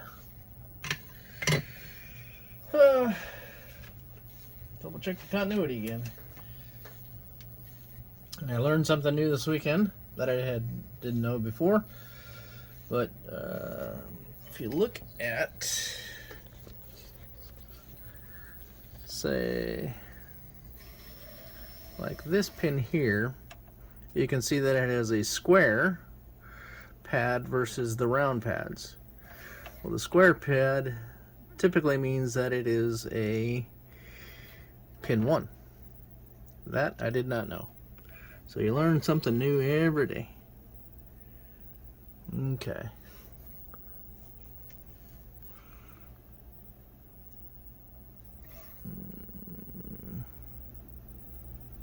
Needs to be cleaned up, but other than that, the solder looks way better than it did before. Other than the solder up there.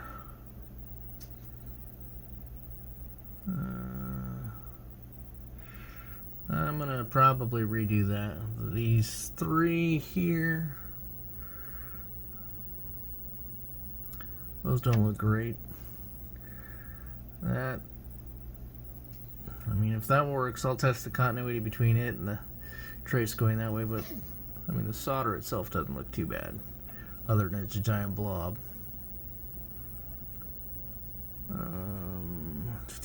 Yeah, there was a, you can see where that trace got broken right there.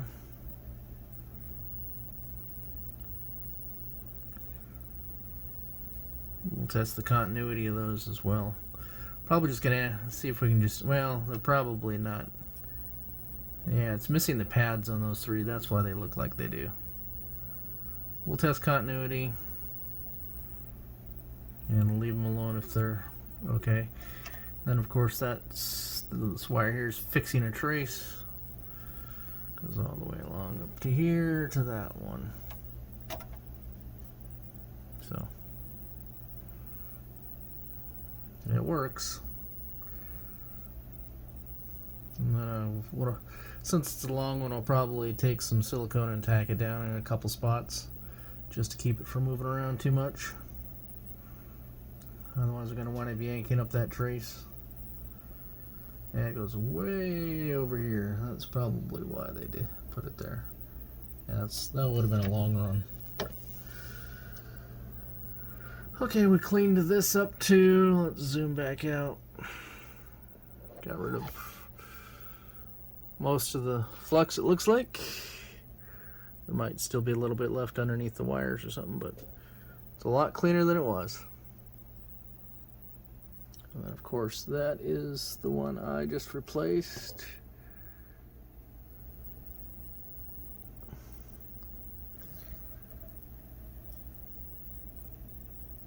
Not too bad.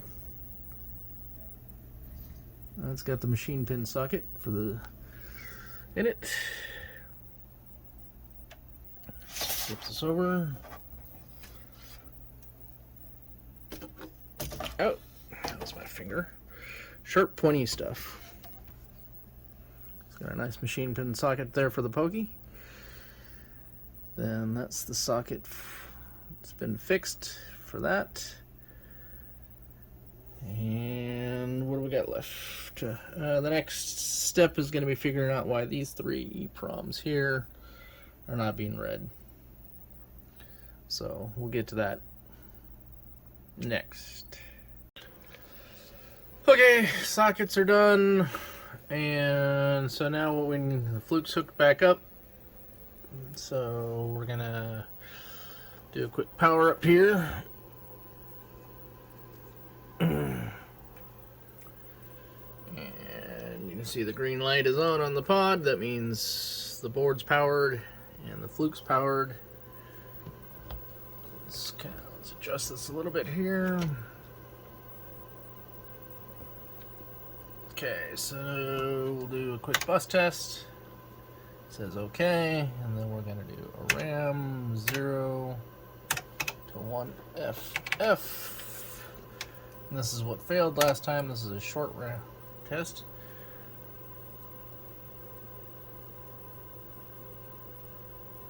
So as you can see, it is fixed. We'll do a long 0 to 1FF. This one will take a little bit longer, but it's not that big of a range, so it's not too bad.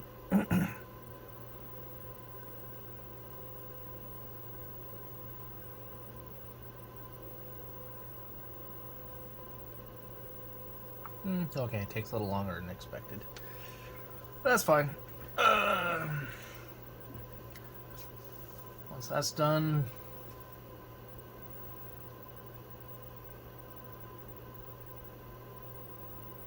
okay, it's taking longer than I remembered it. It's doing a pretty extensive test of the RAM.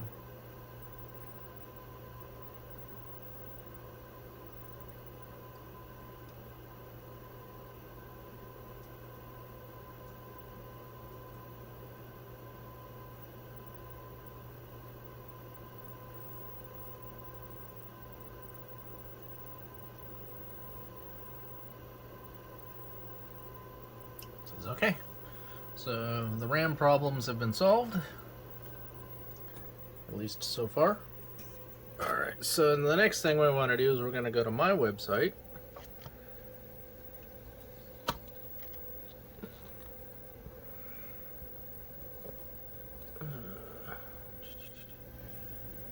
We're going to go to Browse All Games, which is right here. Which this comes up, then we're going to scroll down and then click in here. We're going to put in missile command. You can put in, you don't have to put the whole thing in. So then if you click on missile command here, it's going to take you to the page for missile command. It'll show you some screenshots of what it should look like. Let me move this over here. A little bit better view of it. We want want to go the other way. Alright. Then you scroll down, it gives you who made it, when they made it, what the main CPU is. So it's a 6502. All sorts of fun stuff like that. Then down here at the bottom, you'll have a list of all the different ROM sets and what ROMs are where. So we're going to start with, so what we want to do is on the Fluke, we're going to do a test of each ROM. So now this one doesn't have any addresses for it, so what we have to do is we actually have to go back to the memory map. Okay. And now you can see the ROMs and what their address space is here. Now there's duplicate lines here for some reason.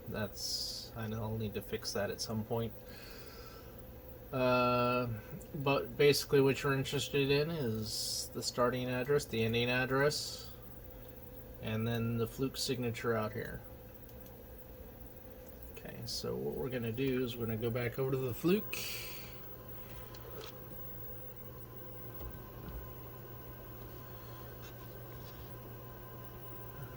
Alright. We're going to do a Rom test. I'm going to take that first address, which is 5000 to 57FF, and the signature is going to be F25A. F25A. Enter.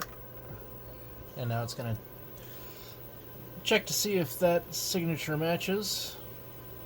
If it does, it'll come back as OK, which it did. OK over here. And then we'll do the next ROM, which is 5800 to 5FFF. Signature of 3977. Okay.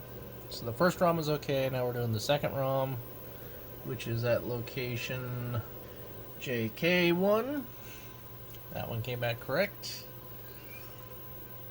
Now we're going to do ROM 3 at 6000 to 67FF. Signature is going to be EF62.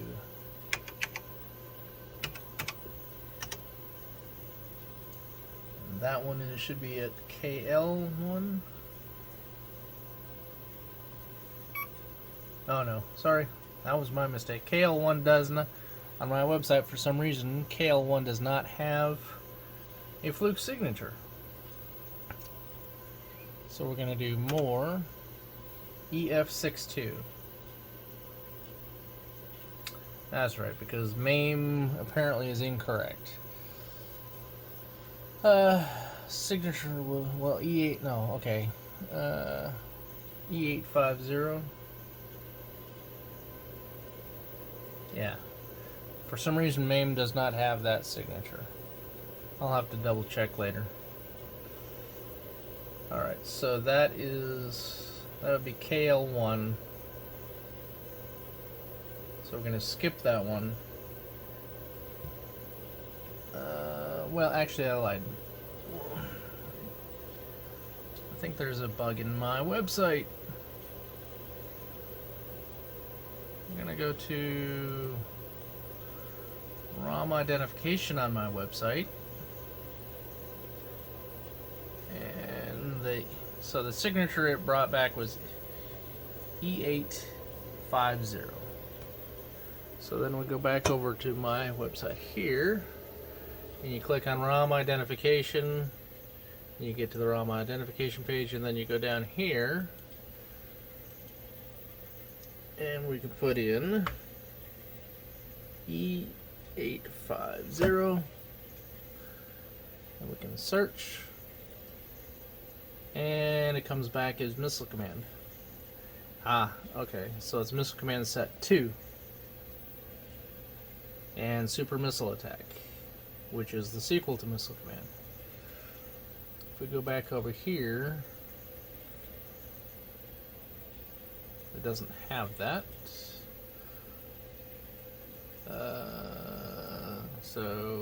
But that's a valid signature.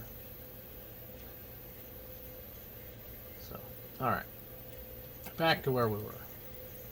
So then the next thing is we're going to do this one here. 6800. Okay, so we do a Rom test. 6800 to 6FFF. Our signature is EF62. EF62. Enter.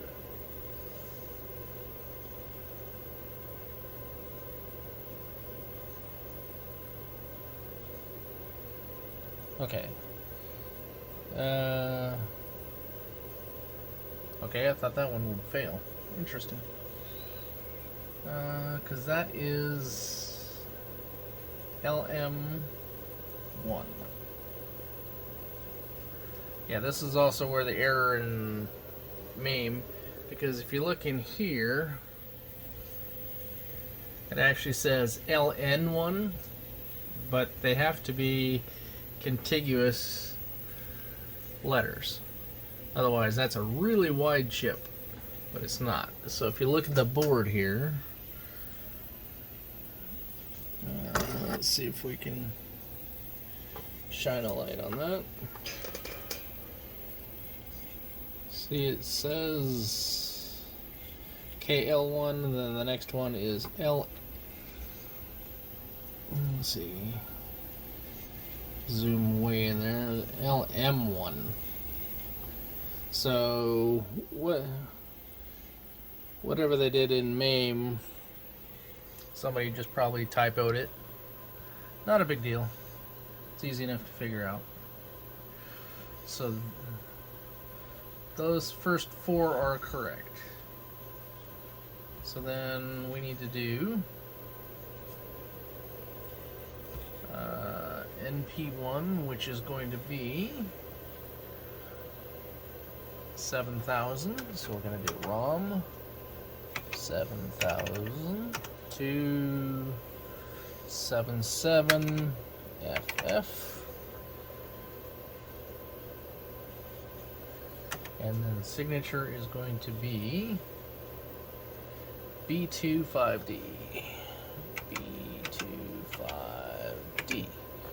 Alright, B25D. Enter.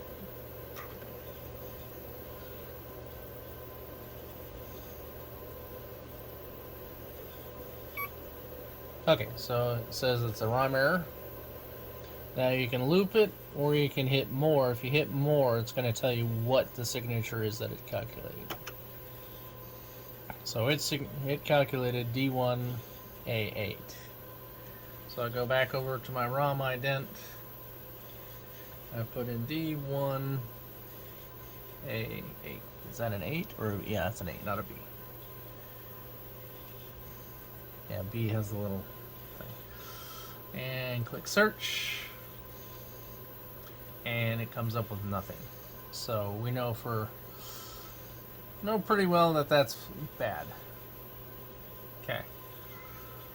So we'll do the last one. That is 7,800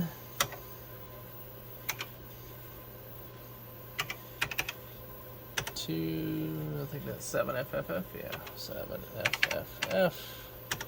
Signature is B8888.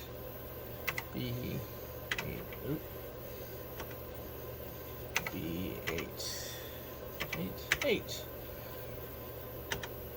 Now the reason you should check on the ROM ident for the signature returns is you might have the wrong version of the EEPROM in there, and by looking that up, you might be able to figure out that, oh, I got the wrong ROM in there, and you just need to update the ROM. Alright, this is 4596. All numbers, interesting. And that comes back as something that is not missile command. I assume that multiple files can have the same fluke signature. It's probably just like a CRC. It's a shortened version of a CRC, probably. Okay.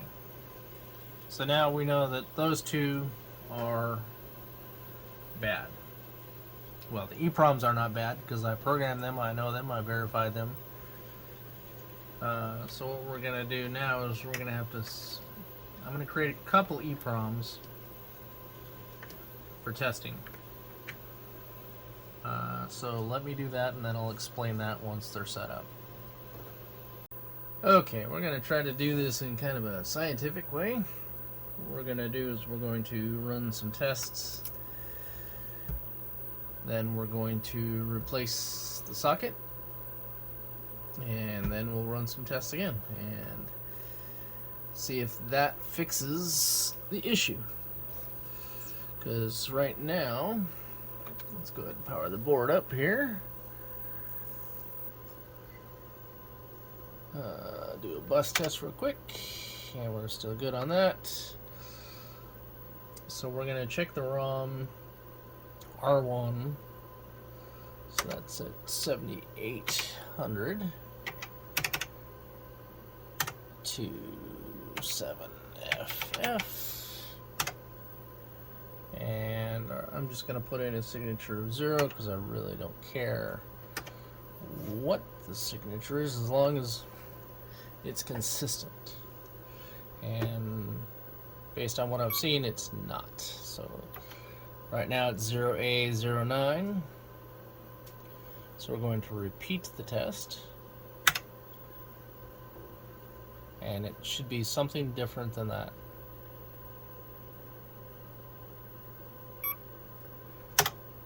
F49D. Repeat.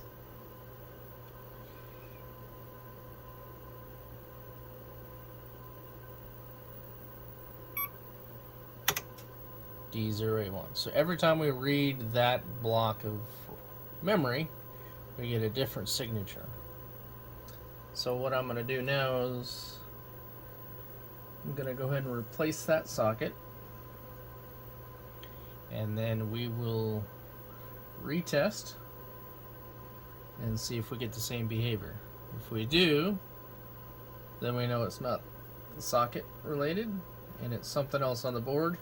If it does fix it, then we know it's just a crappy socket, which this board has crappy sockets for the ROMs. So let's go ahead and set up to do that.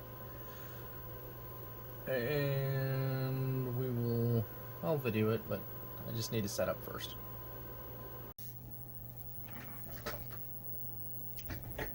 Okay, this is going to replace this socket here, R1.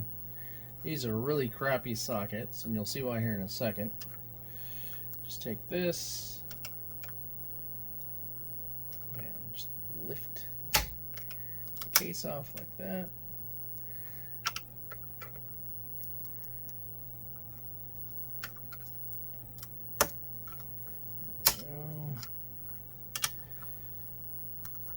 And presto. Okay, so that just leaves the pins now, and then what we'll do is flip the board over. And let's hopefully be able to see what I'm doing here. And the reason I pull the body off first is so that the pins will come out easier by themselves rather than being part of the whole socket. I don't know if you can see that. Probably not. Well, let's see if I can reposition the camera here.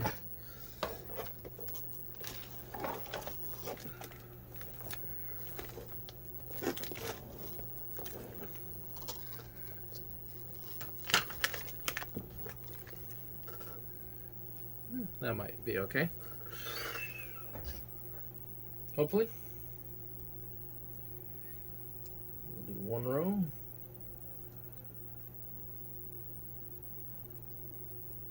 And we'll do the next.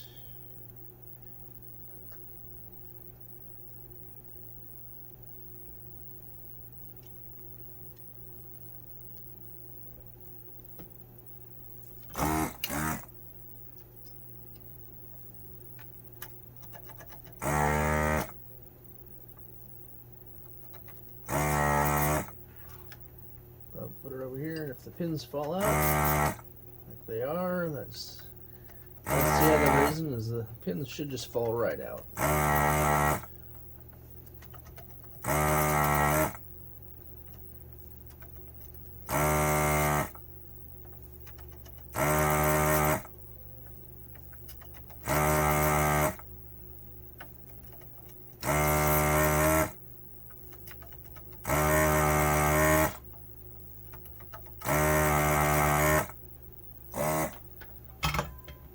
Okay. Check out the inside ones. It comes right out like that. Ta-da. And that crappy socket is out. And there's no damage whatsoever. Yay. Doesn't look like there's any broken traces or anything like that under the socket, so that's good. So now we'll do the next row.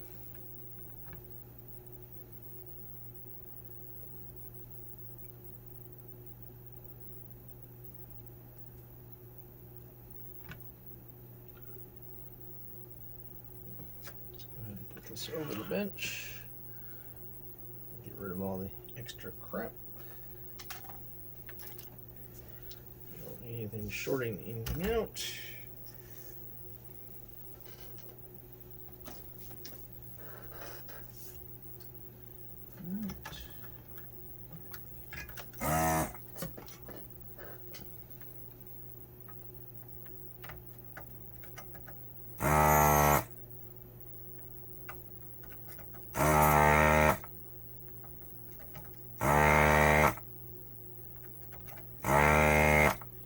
Sounds a little sickly, but I said that last time too.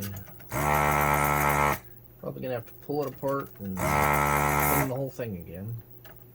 Using this liquid flux causes it to clog up a little more, a little faster than normal use.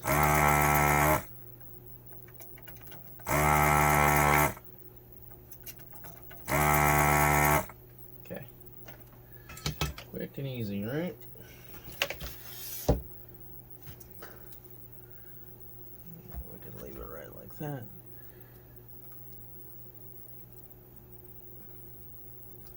Wiggle them out. It should just come right out. If one doesn't want to come out easily, then you can always redo it.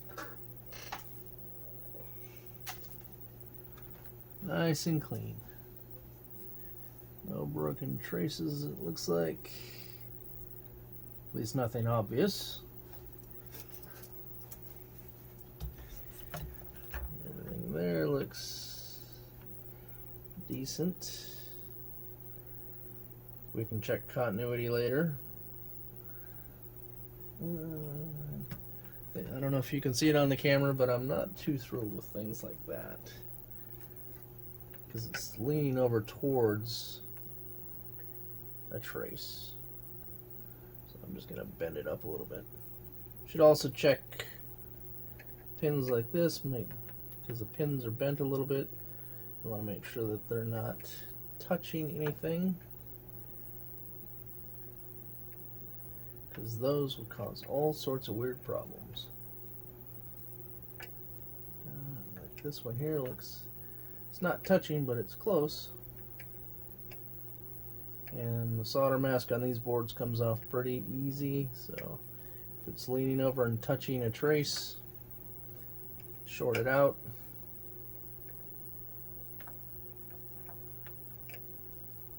Oop. don't scratch it. Yeah, see, now that one I just caused it to touch. So what I'm gonna do, so I'm actually gonna cut that pin right off. Never hurts to cut them a little shorter. Then they definitely won't be touching anything.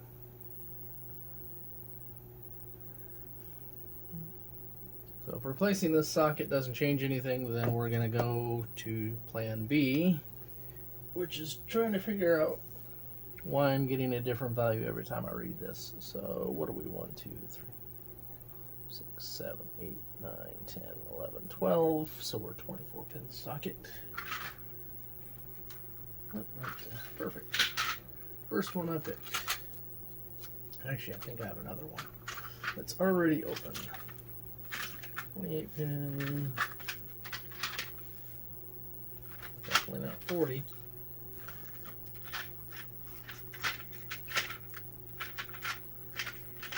Do I not have it already open?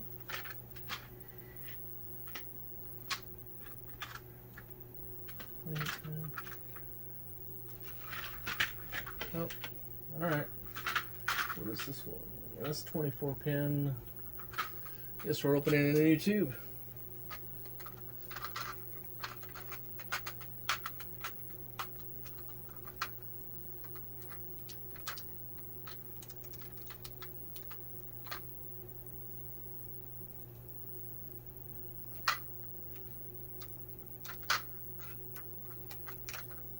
Yep.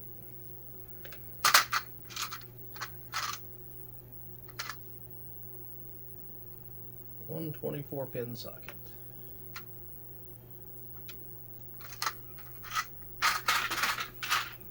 All right.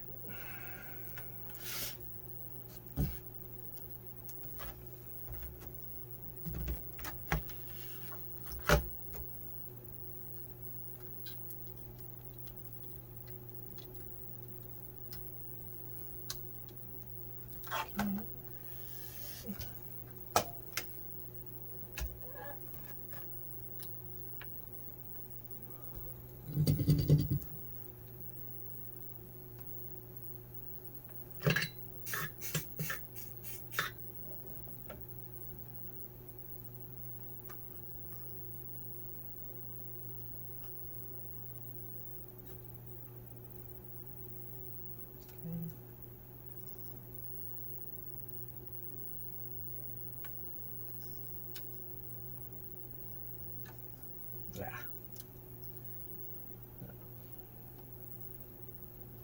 Let it cool down before we. Okay. So that one is. Clean off for a little minute. That's better. Nice and clean.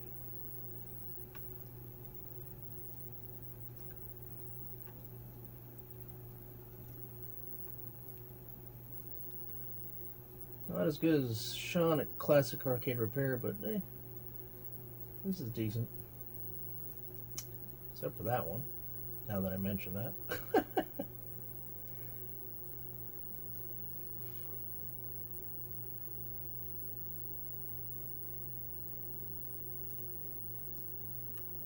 His soldering is way better than mine, a lot more consistent. But I've seen a lot worse than mine, so I've dealt with worse than mine.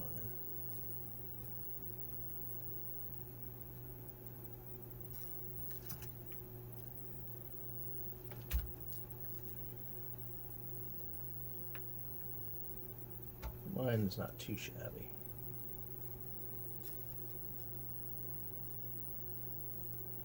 I just have to work on the consistency aspect of mine.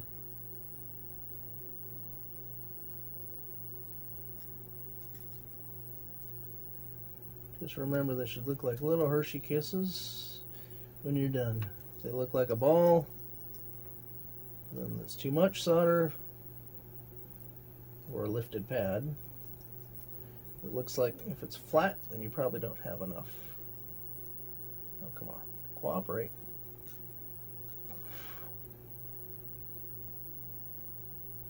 My issue is that I don't have consistency on the size of the solder. But they're close enough that it's not going to make any difference.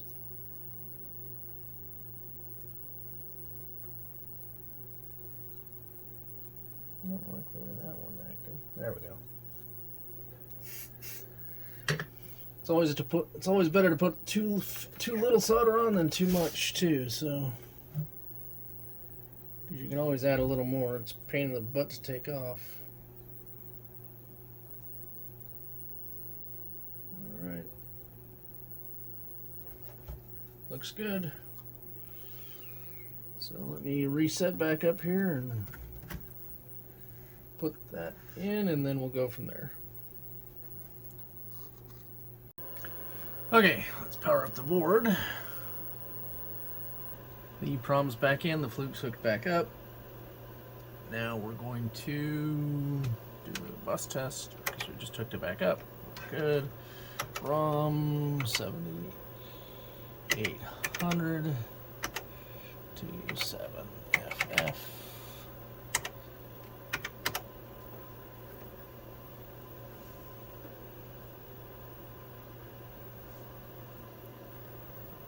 Back a little further, I think. Yeah, I know there's an error, but because I told it the signature was 0, which it's not, so we're going to do more.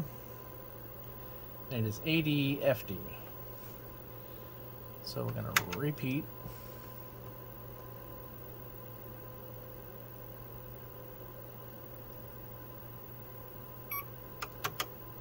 It's 3AB3. So we're getting a different result every time we read that ROM. Unless that ROM was really funky, but it's brand new, then we should at least get a consistent value. Alright, so we're going to power off here. Take that EEPROM out.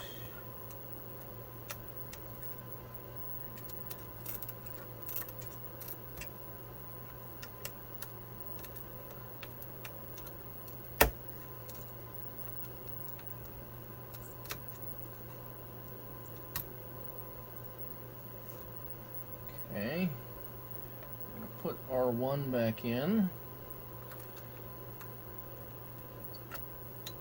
At least my new version of R1.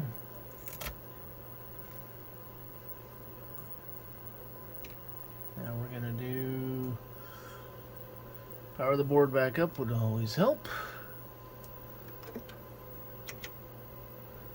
Okay. Rom 7800 7FFF 0.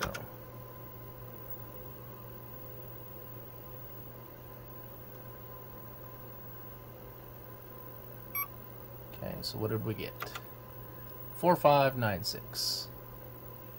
Repeat the test.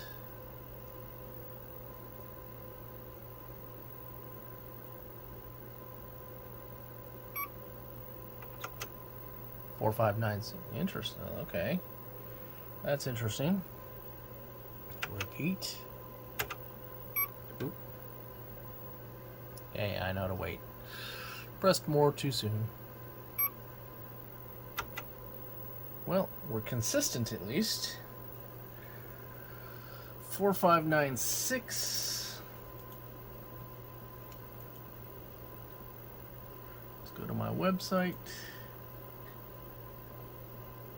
ROM identification.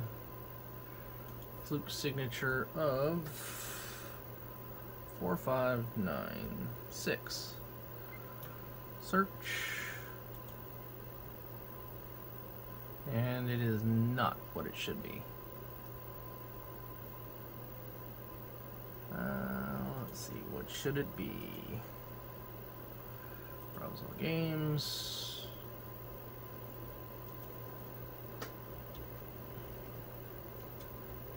That's the command.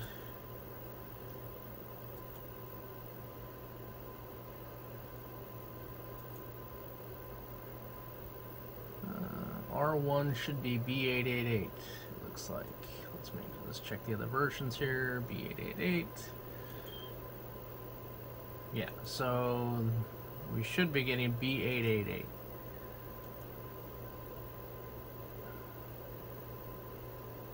Alright, so we're going to do another test here. Power the board off.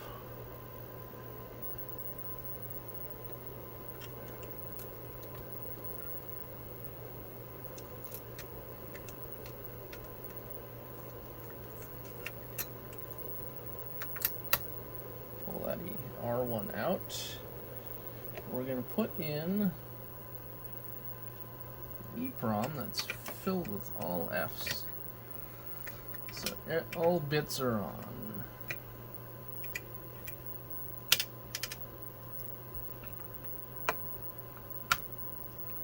As soon as I can get that out of the other socket.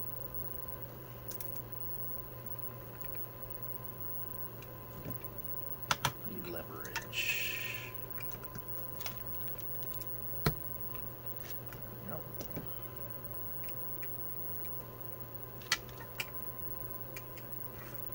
So replacing the socket did not seem to fix the issue.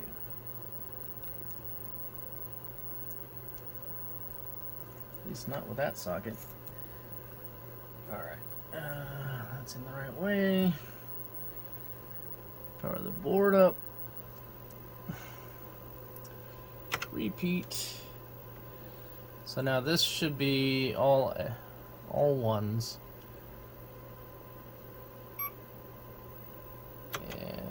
8D43.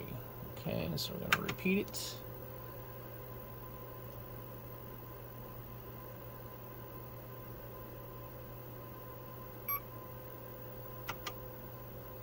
Five CD7. Repeat it. I think 5CD7 was what it was supposed to be.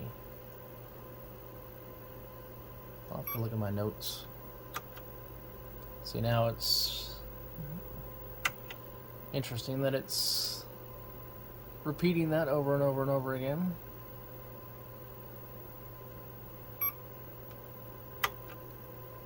Yeah, see, that's interesting. Let me check my notes here real quick.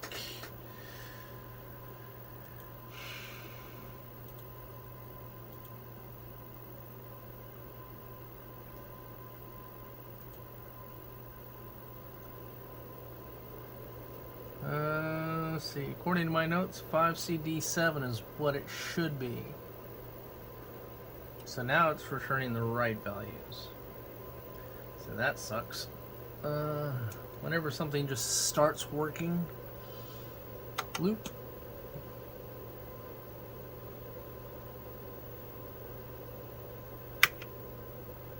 Alright, we're gonna do it a couple more times and see if we can get a different result. Nope.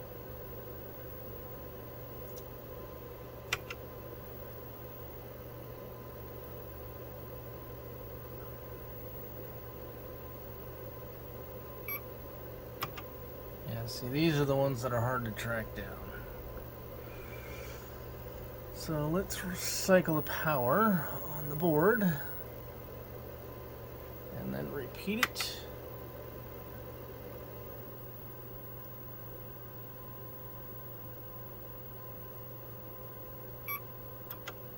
Ah, see, now we're at a different CE30. Repeat it.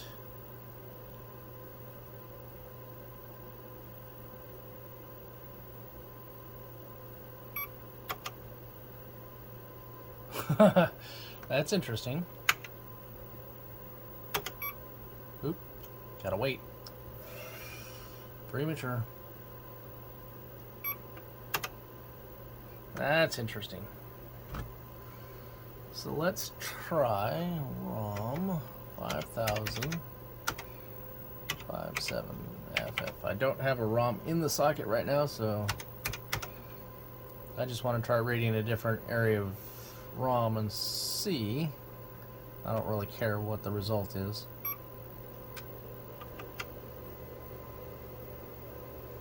Yeah, so Well, let's see if I... With no ROM in the socket, let's see if we get a consistent result. We should. Or not, though. Could be because it's floating. Alright, so ROM 7800 to 7 FFF. Signature 0.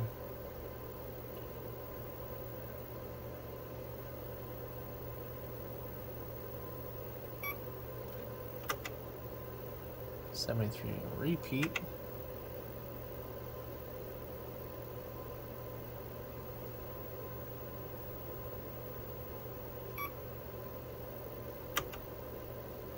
Interesting.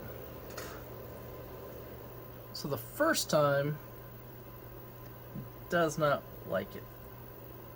The second and every consecutive time after that, it has no problem with it.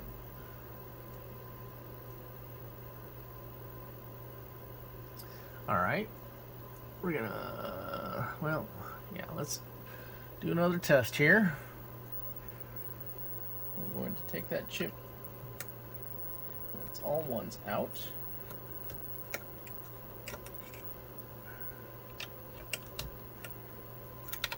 We're going to put the what should be correct code in there.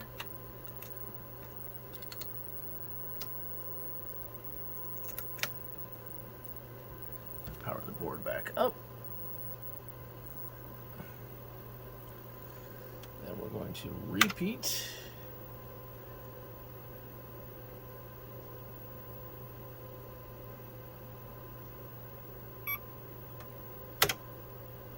$45.96. Repeat.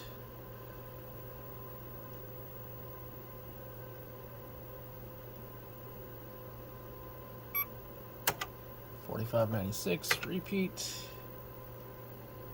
Repeat and repeat. We're in a boat. Pete fell out. Who's left? Repeat.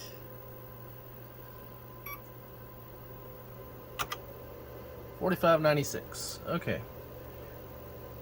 At least we're getting a consistent value. Is it the right consistent? No, it's not the right consistent value because we said it was going to be B8888. Could be that the ROM image is wrong. That's always possible.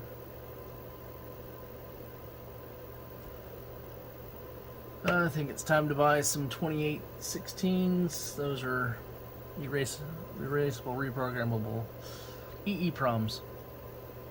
Make this a little bit easier. Make sure I got the right things in there. Alright. Power the board off here.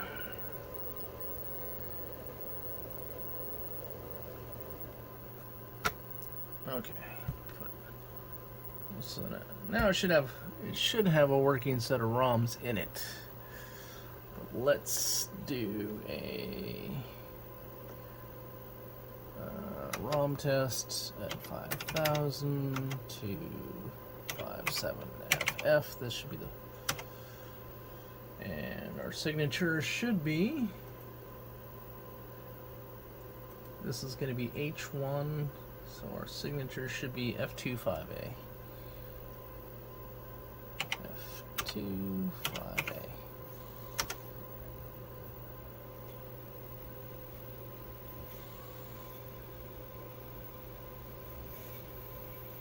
Says okay. We're going to just repeat it.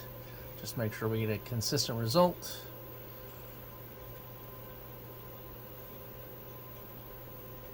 Okay, we'll do it 3 times just for the heck of it.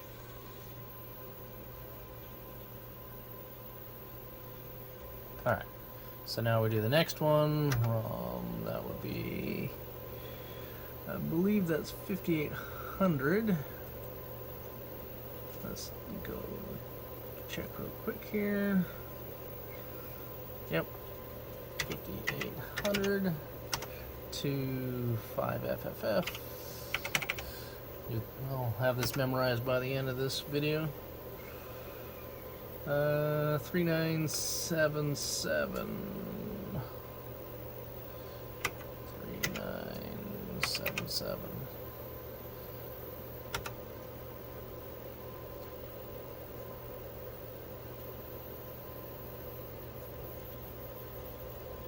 Says okay, we're going to repeat it again.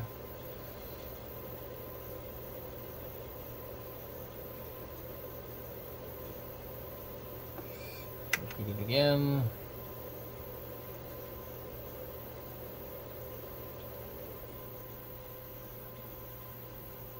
Okay.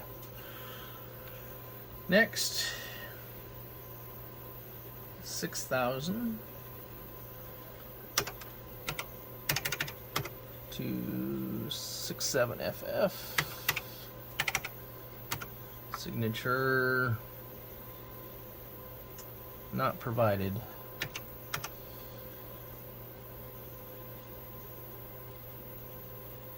So whatever the signature is, we can go look that up. That is more E850.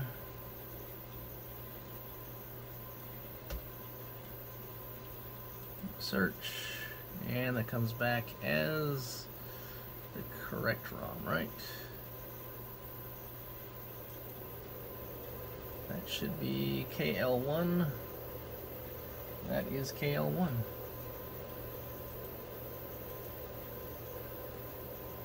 Yep.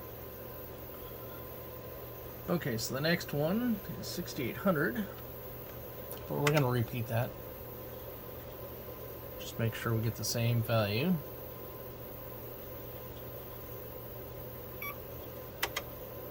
E850, repeat three times.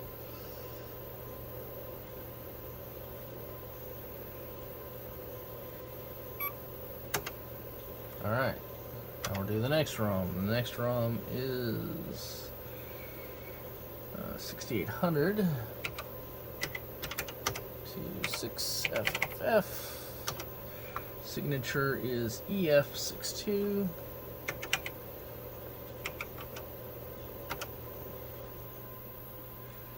And that's going to be at location LM1.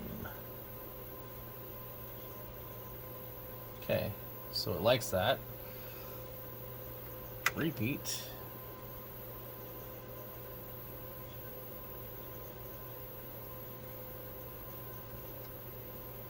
Okay, and repeat again. 3 times.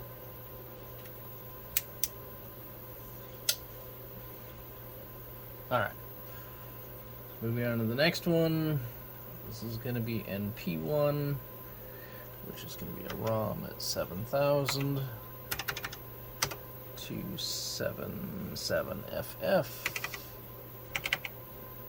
And our signature should be B25D. B25D, right? B52D. Enter.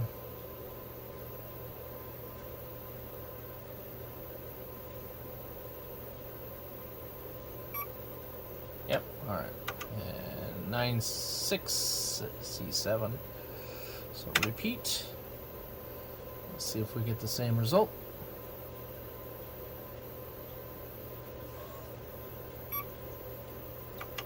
Different number that time. Repeat.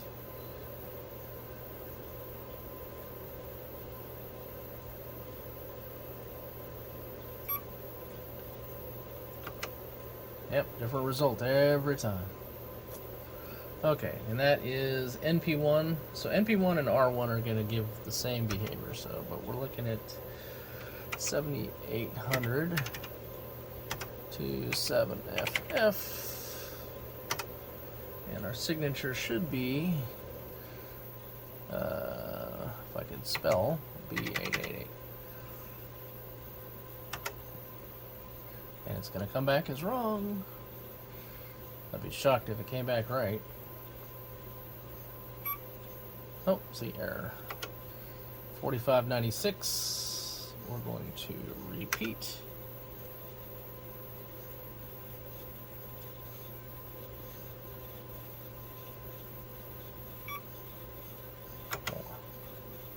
repeat.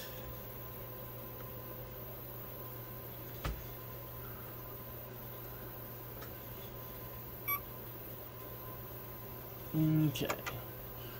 Well, at least it's consistently wrong, whereas NP1 was inconsistently wrong. Maybe I need to replace that socket too. So what we need to do now, we're going to turn the EEPROM burner on. I'm going to power the board off.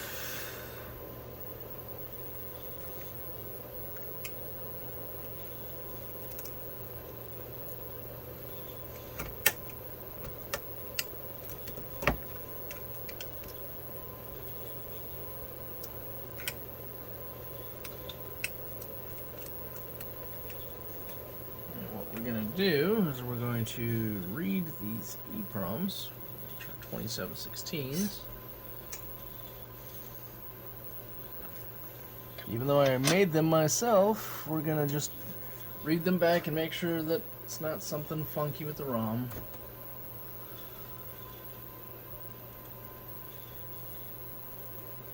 Okay, so let's go back and let's go look at this.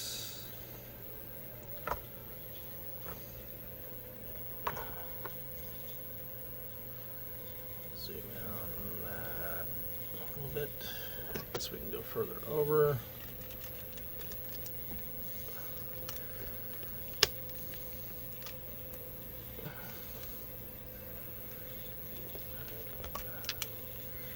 Zoom in a little further, maybe. Okay, we're going to select a device, history, 2716. Then we're going to read.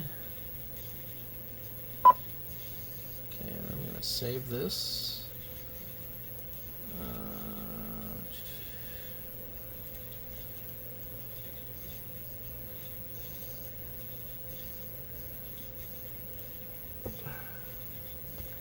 Call it test.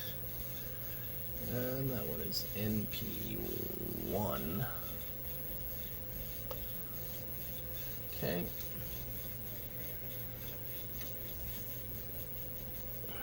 Then what we're going to do is we're going to go over to my website and go over here.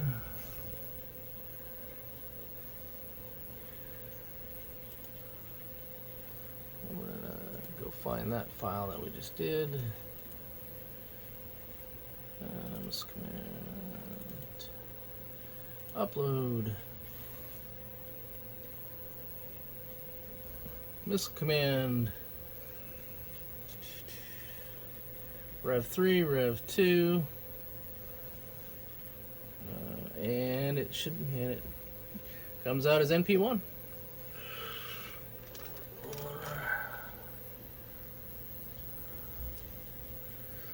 As you can see, NP1 both in Rev 2 and Rev 3, and it's used in Super Missile Attack, so that ROM is good.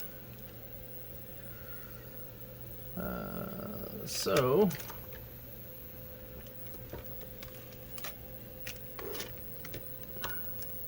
that tells me, I'm going to scroll back out, let's go ahead and put that ROM back in.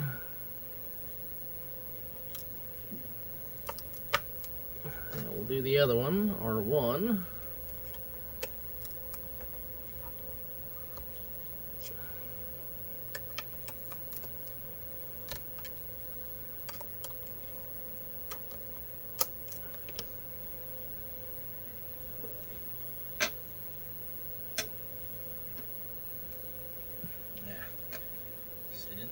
Sit in.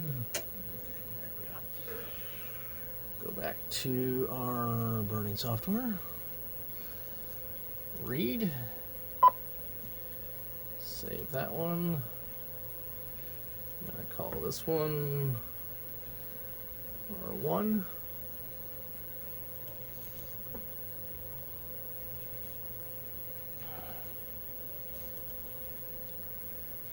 We're going to come back up here, browse to that. Load. And as you can see, both Rev 2, Rev 3, and probably Super Missile Attack verifies as R1. So, the images in those ROMs are valid. Well, they could be flaky ROMs. Who knows? So the question is, what's the next step? Well, the next step, I think, is get the scope out. I'm going to put in the ROM with all ones.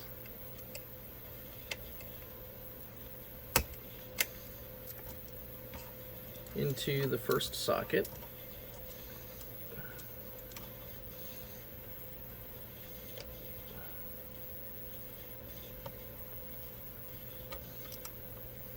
Okay, so I put this one into where, what is that? That is NP1. This is just a 2732 filled completely with FF, which should be all bits on. So that means every time we read that, we should get a consistent power up the board. And that's going to be 7,800. Or no, is it 7,800? What is that? That is, yeah, that's 7,000 to 77 FF. So ROM 7,000 to 77 FF. And we should get a 0. No, that's not. No, we're not going to get a 0. If there was all zeros, it'd be a 0. But this one's going to be, the heck is this one going to be? Well, it isn't 21.6C. It should be 2B70. So repeat.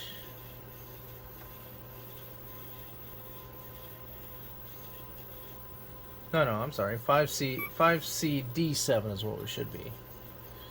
Now we're getting inconsistent results.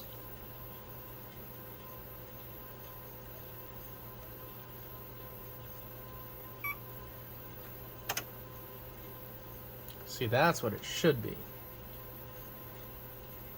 Now we're back to normal. If I do a repeat again, I bet you it's going to come back as that.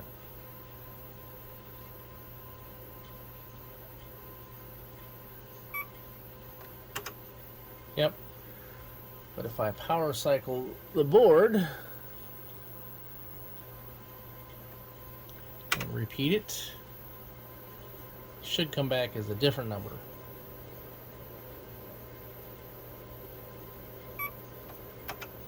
Nope. So it's looping. Not sure what a loop does on this when it has an error. Unless it's just reading the ROM over and over and over again. I'll have to look at the manual for that and see. We'll just do a repeat of the Rom test.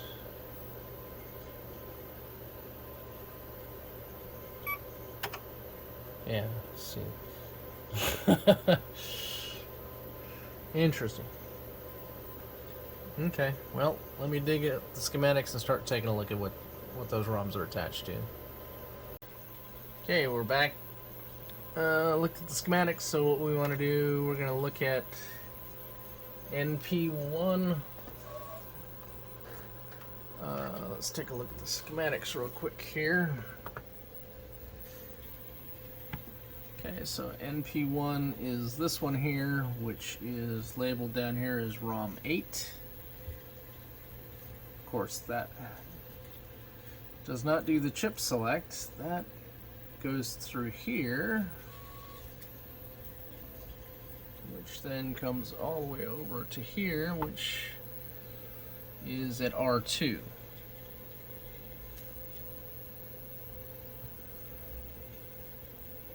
Of course, R2 is sitting underneath my Fluke pod. R2's under here someplace. But we'll just go ahead and check it at the pin to start with. If it's correct at the pin, then I'm not worried about it. If it's not correct, then we'll have to deal with it. So actually NP1 and R1. So I'm going to read from this address, and then I'll check the chip select on, I guess I should point at what I'm pointing to. I'll check the chip select on NP1 while I'm reading from NP1, and I'll check the chip select on the other ROMs as well to see if anything else is being selected at the same time. If it is, then there's possibly a problem with that. If the chip select is good, then the next thing I'll do is we'll go to the data side here, and because I have a chip with all ones, all these lines here should all be high every time I do a read. If any of them are not high, then we've got a problem. So let's start with the chip selects and go from there. So we're pointing at that. Chip select is pin 20 on a 24 pin chip. So we got 24, 23, 22, 21, and finally 20. And if I just do a loop, oh, power the board, power the board.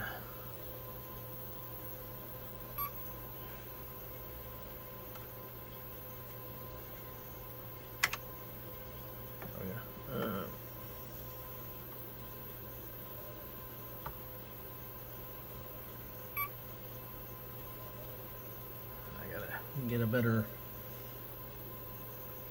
All right, 24. Let me get a little bit better angle for the probe here so that it stays on there. 20.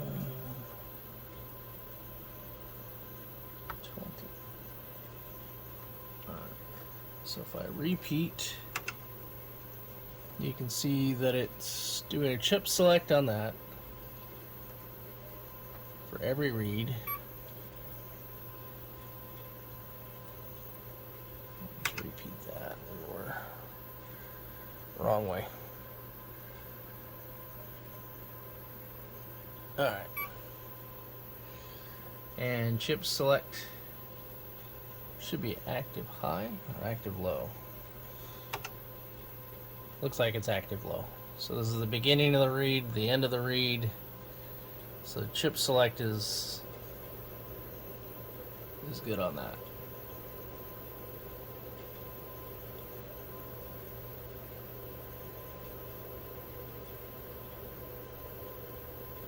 The flakiness may be me not holding.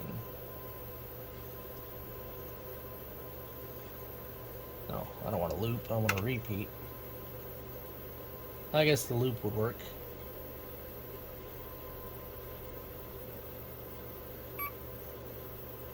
Let's go ahead and loop, and then we'll look at the other chip selects. 20. See, that one's high, which is good.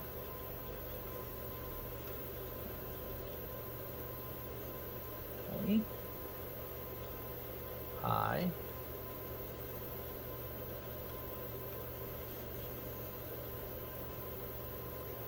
High.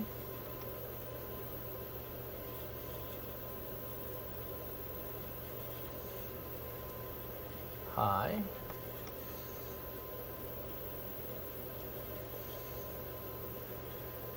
And we're high on that one too.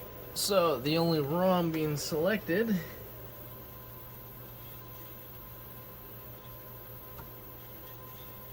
that's high. 24, 23, 20.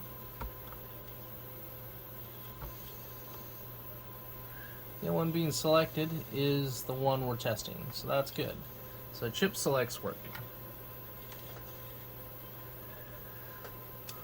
So now what we're gonna do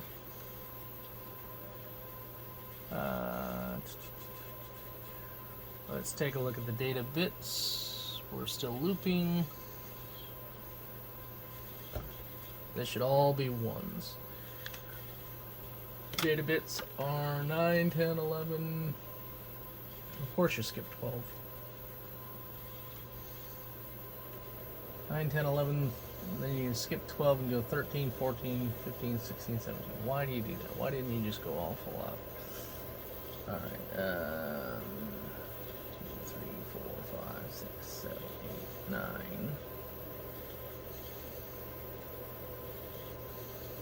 And it's high. Not the prettiest thing in the world. 10. High. 11. High.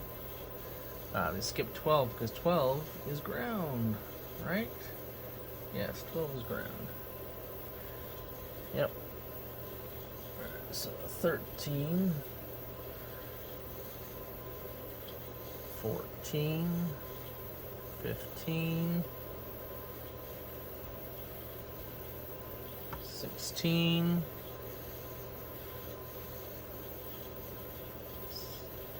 17. Yeah, they're all high.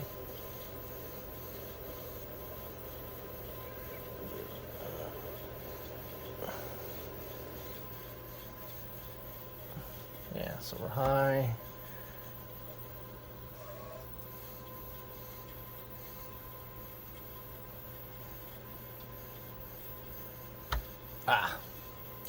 Probe slipped off.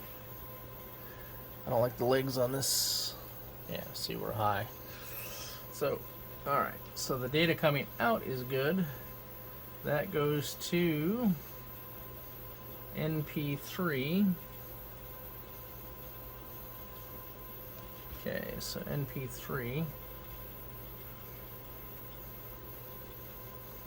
which goes 2, 4, 6, 8, 11, 13, 15, 17. Alright, so 2. Gonna run. So all these should be high. So 2, 4,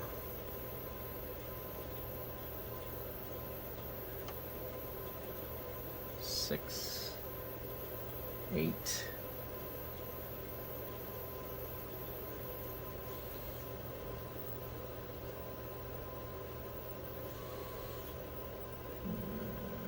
11,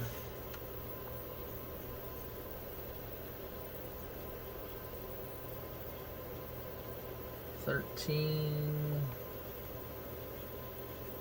and 15.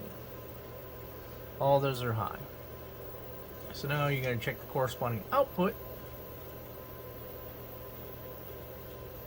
which is going to be 3, and these should match. 3. That looks kind of funky, kind of sloping up. So we're at 2 volts per division, so that's 2, 4, a little over 4.5. So I guess we're good enough for that. 3, so it's probably 5, right? Yeah, 5, 7, 10, and I only care about the last third of what's between these 2 points here. So we go 7, then we go 9, then we go to 12,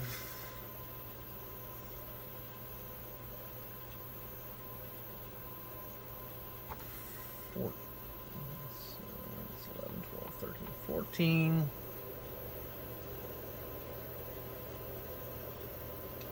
16,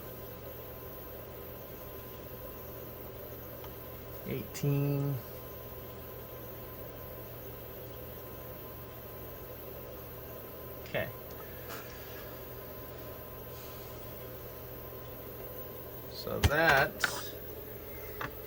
So we traced the data from here, coming out of the ROMs. Then we go into this one here, and the output was good. We do want to check these though. Let's check the selects. 1 and 19 on both. Let's start with NP3, and then we will go to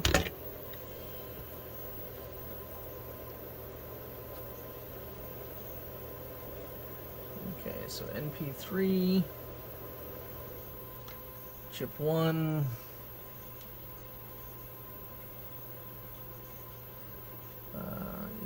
pin 1.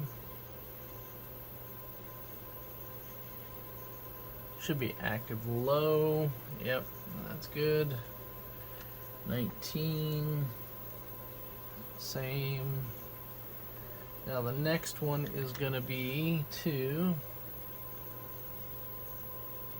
since it's on the same bus, BC1, pin 1 is high, that's good, and 19 should be the same thing. Yep, alright, so that one's not on the bus at the same time. At least it shouldn't be. Okay, then we go into a bunch of resistors for some reason.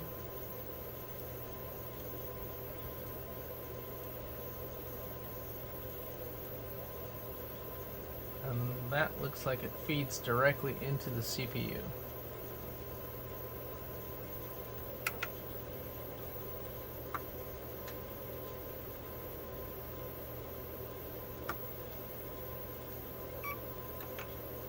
Yeah, see, that's the problem here, is that it's working.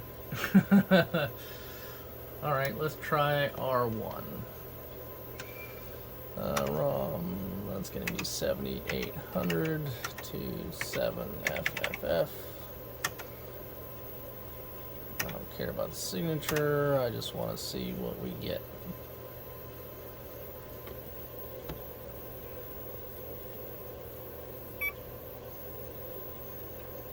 $45.96.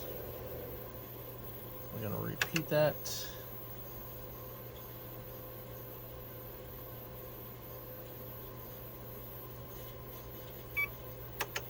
$45.96. All right. Well, let's try something radical here. Run. Unit may need reset.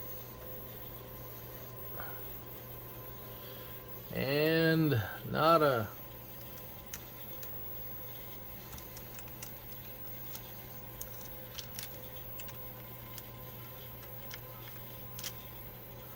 Try run again then. Yeah, we are not running. Go ahead and turn that off. We're not needing that right this second. Okay. ROM 7800 7FFF.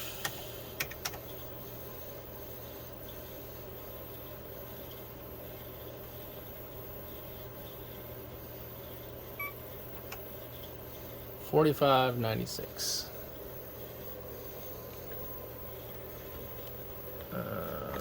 Does $45.96 match my signatures?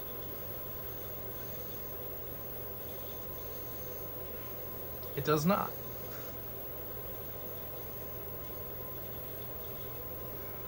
Okay.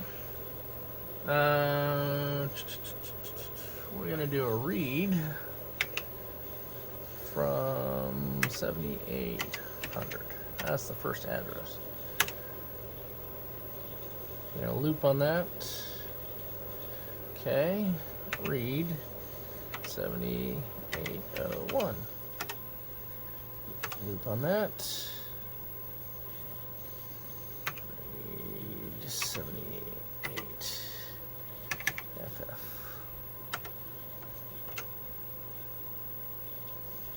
Okay. So the question is, where is it failing?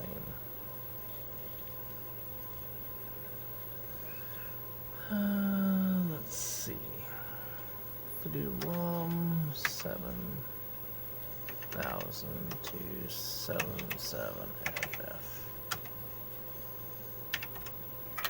This is the test ROM. Yeah, this is my test ROM.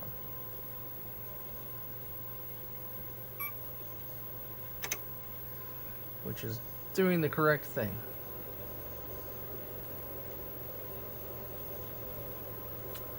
Alright, let's put a different test ROM in there.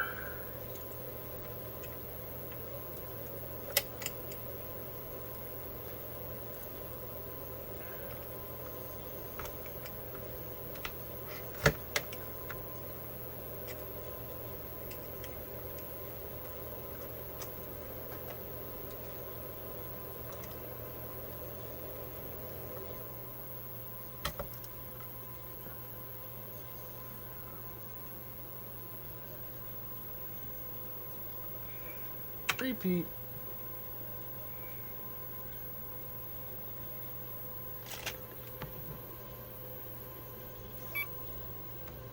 Or CB33. Repeat.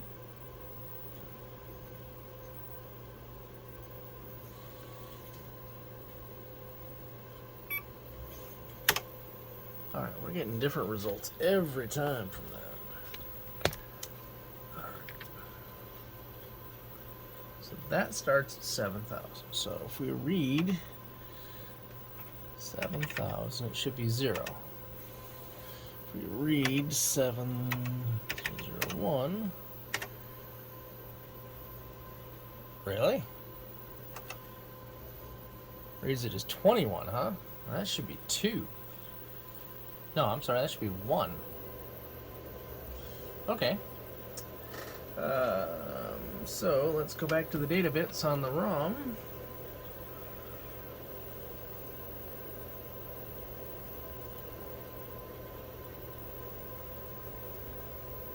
Alright, so let's look back up at the scope.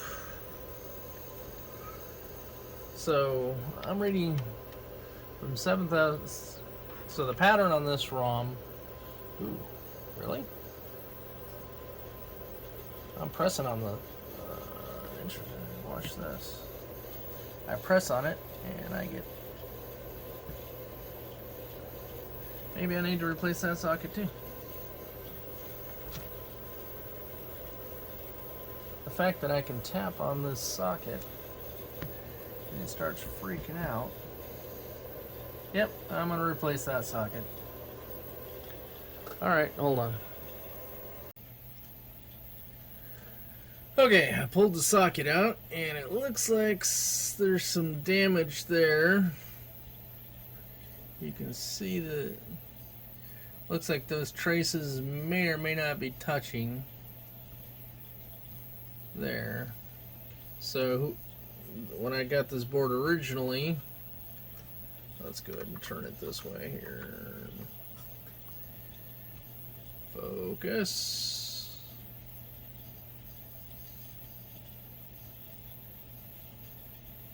I got this board originally.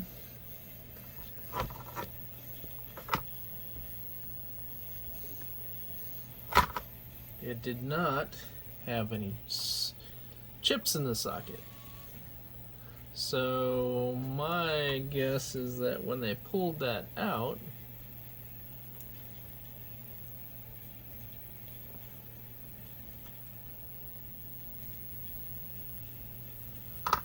those chips out, they probably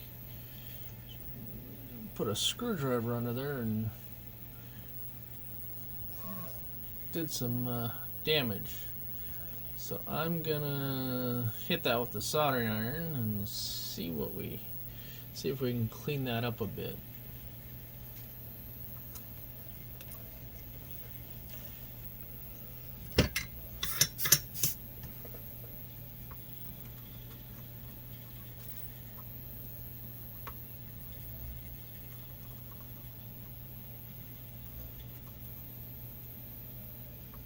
Looks like there's solder or something that dripped on it or something.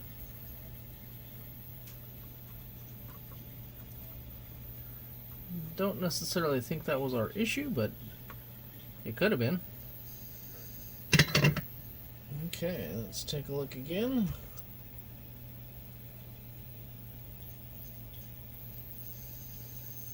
That looks better.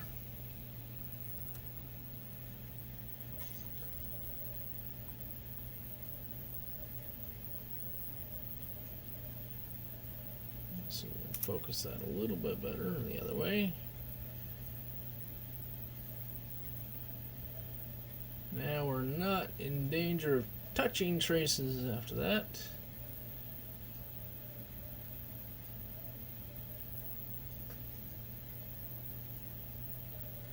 In fact, I think what I'm going to do is I'm going to run some solder wick over it.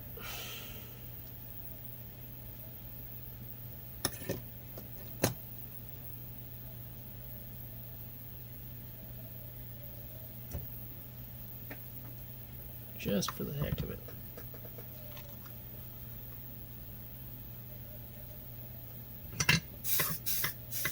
Solder wick should pick up any excess solder that's on there.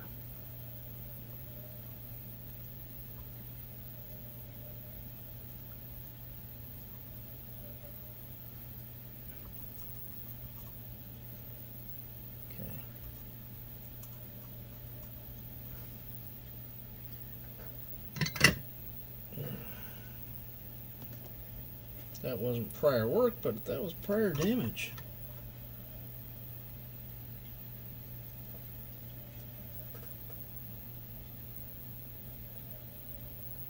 Okay.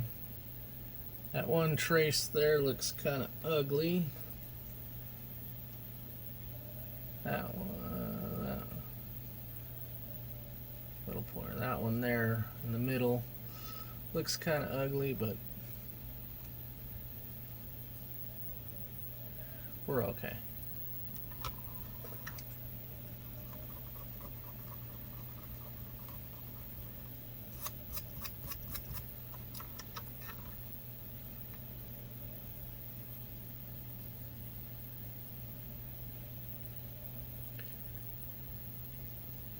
And we'll just do a quick continuity test. Make sure that those traces are not tied together. Turn that off.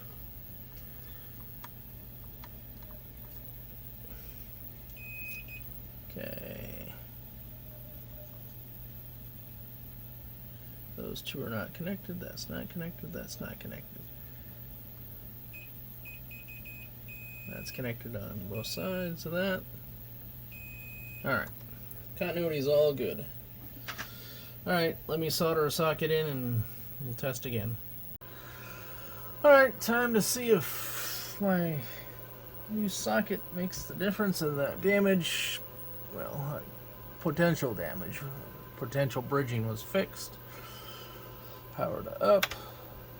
Good bus test. Now read from 7000. Read from 7001. Hey, look at that. Read from 7002. Whoop. 7002. Okay. So now we do a ROM from 7000 to 77FF.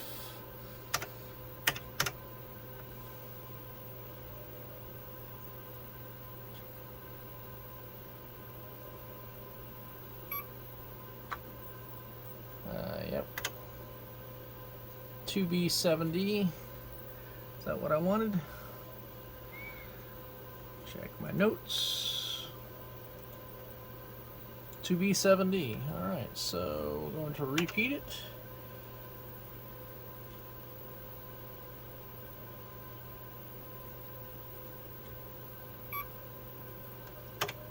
Hey, look at that. Alright, so then we're going to redo a ROM from 70 800 to 7FFF. And that one should be 5CD7.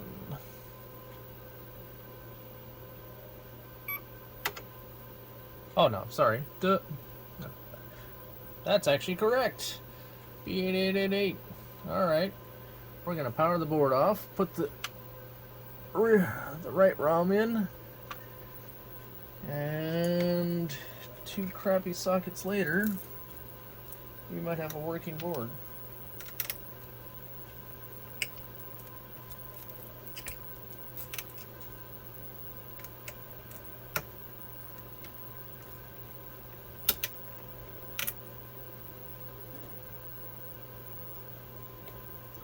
So let's find out.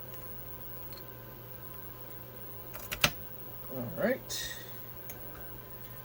Original one's back in. Power up. Okay, so now we're going to do a ROM 7000 to 77FF.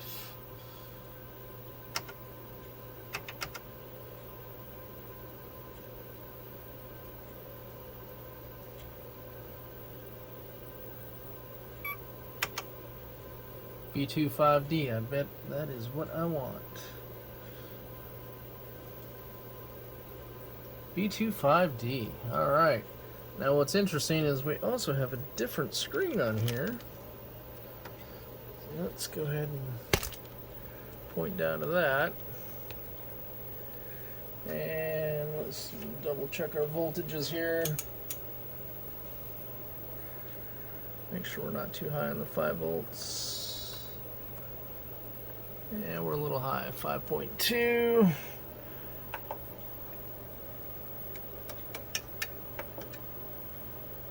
Okay.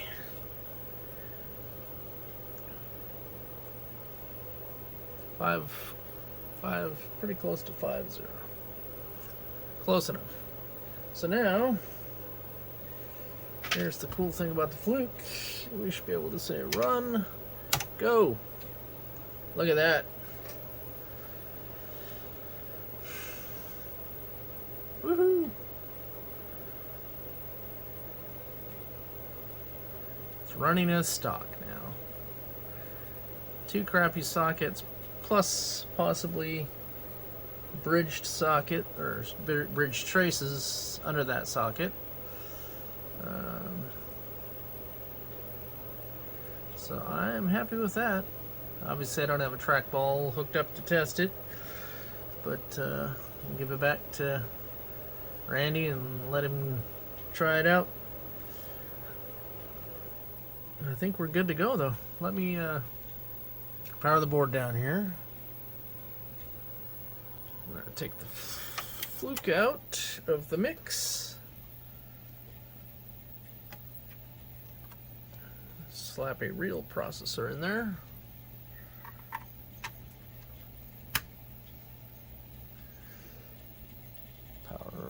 Applied. Oh, really? Does not like that 65? Oh. Just wasn't making good contact in the ZIF socket. Alright. And then we'll put the kit back in later. We should be good to go. Alright. Okay, pulled all the other sockets. I'm going to go ahead and replace those as well. And that's what it looks like when you're done, pretty much. And there was a couple other, like right here, that's suspect. Up here's kind of suspect. Up here's kind of suspect. So we're going to go ahead and look at those under the magnifying glass and clean them up. Make sure that there's no damage that's going to cause us any trouble or any bridging. And then we'll put the new sockets in. Okay, here's one. Looks like they damaged the trace. Just kind of scrape right through it. But other than that, it looks okay. It doesn't look like there's anything bridge or anything. This just looks like they took a nice screwdriver to it. Now let's go down to the next one. Yeah. That looks kind of ugly. We'll hit that with my solder wick and soldering iron to make sure that's all cleaned up and make sure that's not bridging at all. And there should be another one right here. Focus. See, look at that. That looks almost like it's bridging, but it's not, otherwise we would have failed our Rom test, sorry. A little bit of cleanup on that. We'll do a little cleanup on that. You know what side that they pulled EEPROMs out of?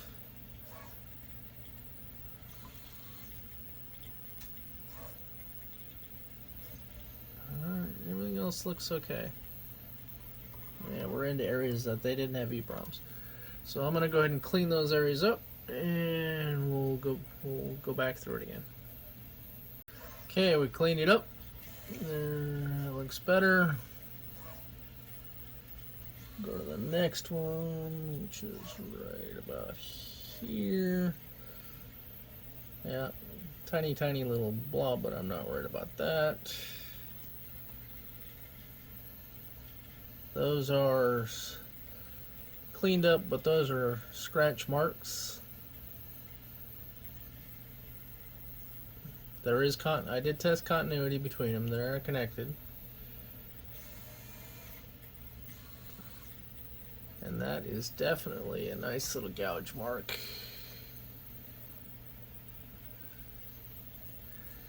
There is continuity there. So that trace is still good. Doesn't look pretty. I could try to touch it up a bit, but I could also make it worse. But since it's running without the kit, but it is under the socket. And let me see if I can touch it up a little bit. Just a tiny bit.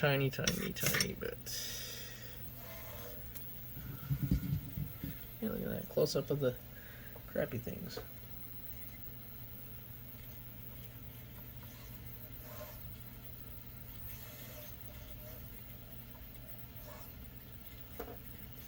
Let's see if that made it worse or better.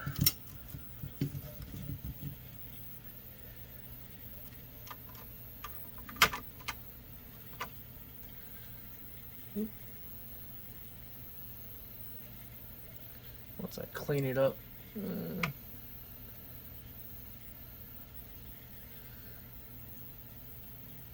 little bit better. Once I clean it up, it'll look okay. I'll have to clean it before I put the socket in. Otherwise, it's going to be a pain to clean that. And that's pretty much it. And then I'll put the sockets back in and we'll be done. Just a quick peek at it while it's cleaned up. Okay, now it's time to check out my soldering here and see if I bridged anything. So what I should do is I'm gonna get a different rail here, shorter rail. We're gonna go a different direction here.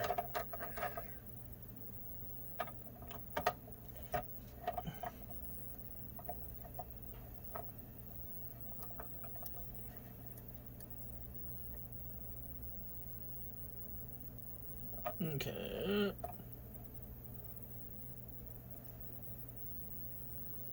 And we're just gonna go down here and look to see if we have any bridge traces or anything like that. Everything else looks good.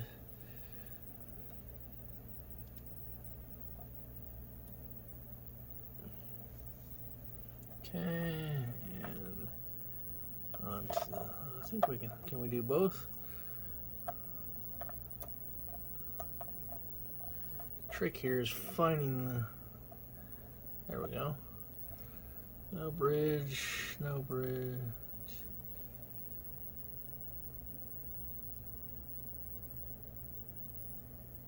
Now you may be thinking, oh, there's a ring on each one of these. That's a cold solder joint. But I believe that's just the reflection. I don't know if we can get a different angle. Let's see if we can get a different angle. It's not, yeah, it's just the angle. There's no way I would do angle and reflection.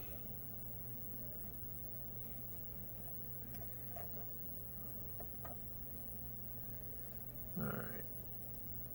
Oh, come on, focus. Wrong way. There we go. The next row.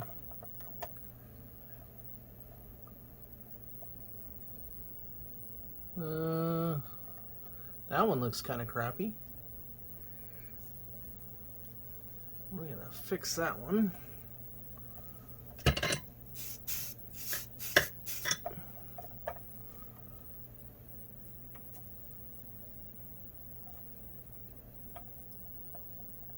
Where did it go?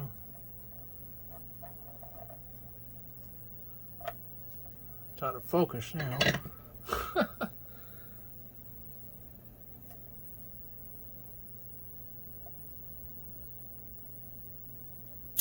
Yeah, let me add a little. Let me move this out of the way and add a little more solder to that.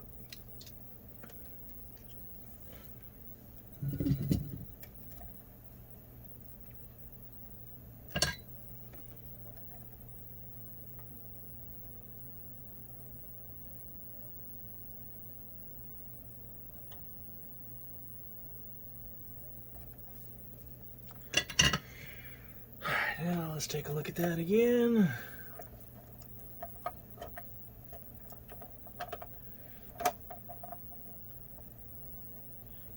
Trace was exposed a little bit, so it's gonna, yeah, I can live with that. That's the, as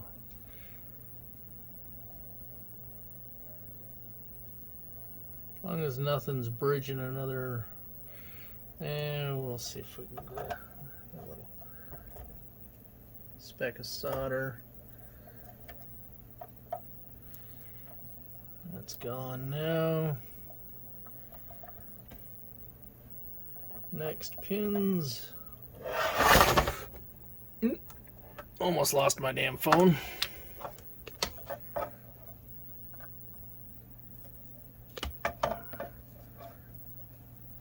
Because the board is moving around.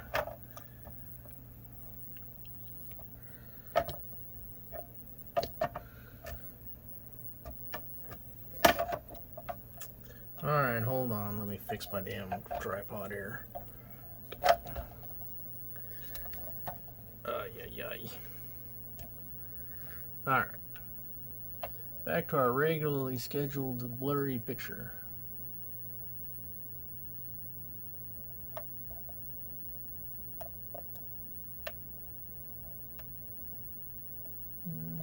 A speck of solder there, gone.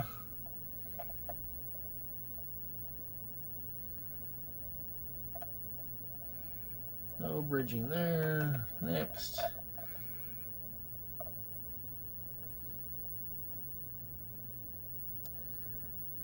Good. That's definitely the reflection of the rail.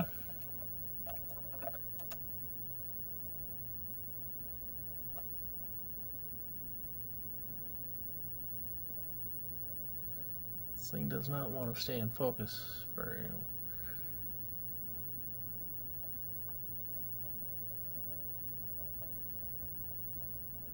The red is the reflection.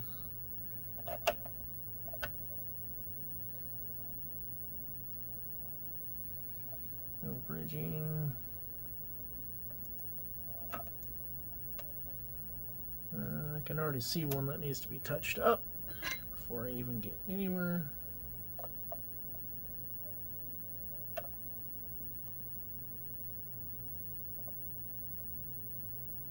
Alright.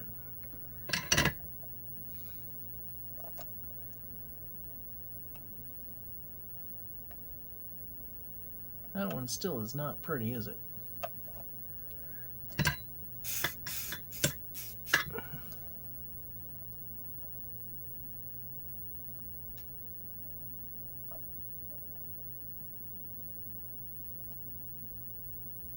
I think it's doing that because there is, yeah, isopropyl still, a little hint of isopropyl still on there, possibly.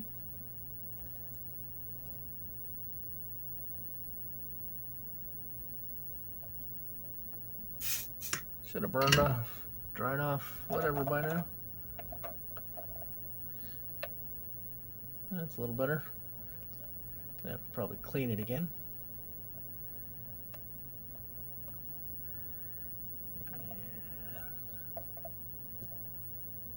All good. Good, good, good, good, good, good.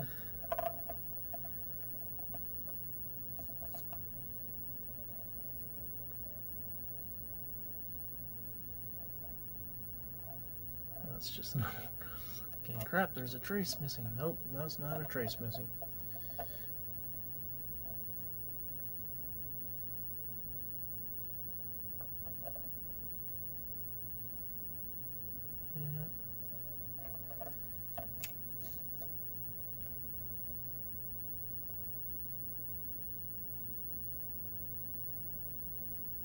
Alright.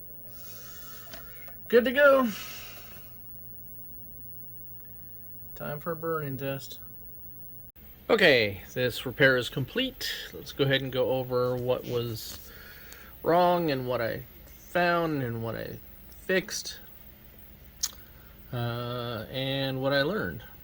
I learned that making assumptions bites me in the ass every time. I had assumed that the board was working and then stopped working,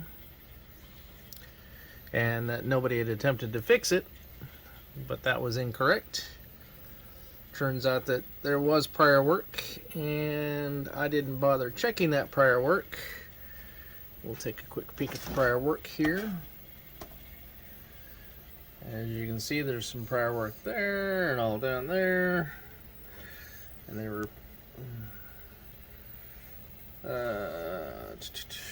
there's probably a little more, but that turned out to bite me in the ass pretty good. Wasted a lot of time testing stuff I didn't need to test. Had I just checked the prior work, I would have found out that this chip here had 2 pins 1 and 2 bridged, and that there was a missing or disconnected wire on here. One of the wires had broken. The socket on the pokey had a screwed up socket on the pin, or a pin in the socket, if I could talk. Then the ROMs, these all had original sockets, and I'd put it back to stock so I could debug the board without the kit. And I was getting, the board wouldn't boot, and it was failing the ROM tests on these 2 ROMs. So had I just replaced the sockets initially, I probably wouldn't have had to deal with the bad ROM issue. But it taught me a few things using the fluke and the scope. So all is not lost on that. So what else was wrong with it? That was the majority of it. It was failing the RAM test. And the failing of the RAM test was because this chip here was selecting this M9, the 244 here, at the same time it was selecting the 244 here. So these two chips were fighting the bus to see, and this one was losing, so that's why the RAM test was failing. So I fixed the bridge on that chip of pin 1 and 2, and then that fixed this was M9 was no longer being selected at the same time that one was, and it passed the RAM test. And then of course these had crappy sockets, replaced the sockets, that fixed the ROM problem. Fixed the prior work for the wiring, and that also helped with the RAM problem. So other than that, seems to be working just fine. And I've had it running on the bench for several hours and haven't had any issues. So that pretty much sums up this repair.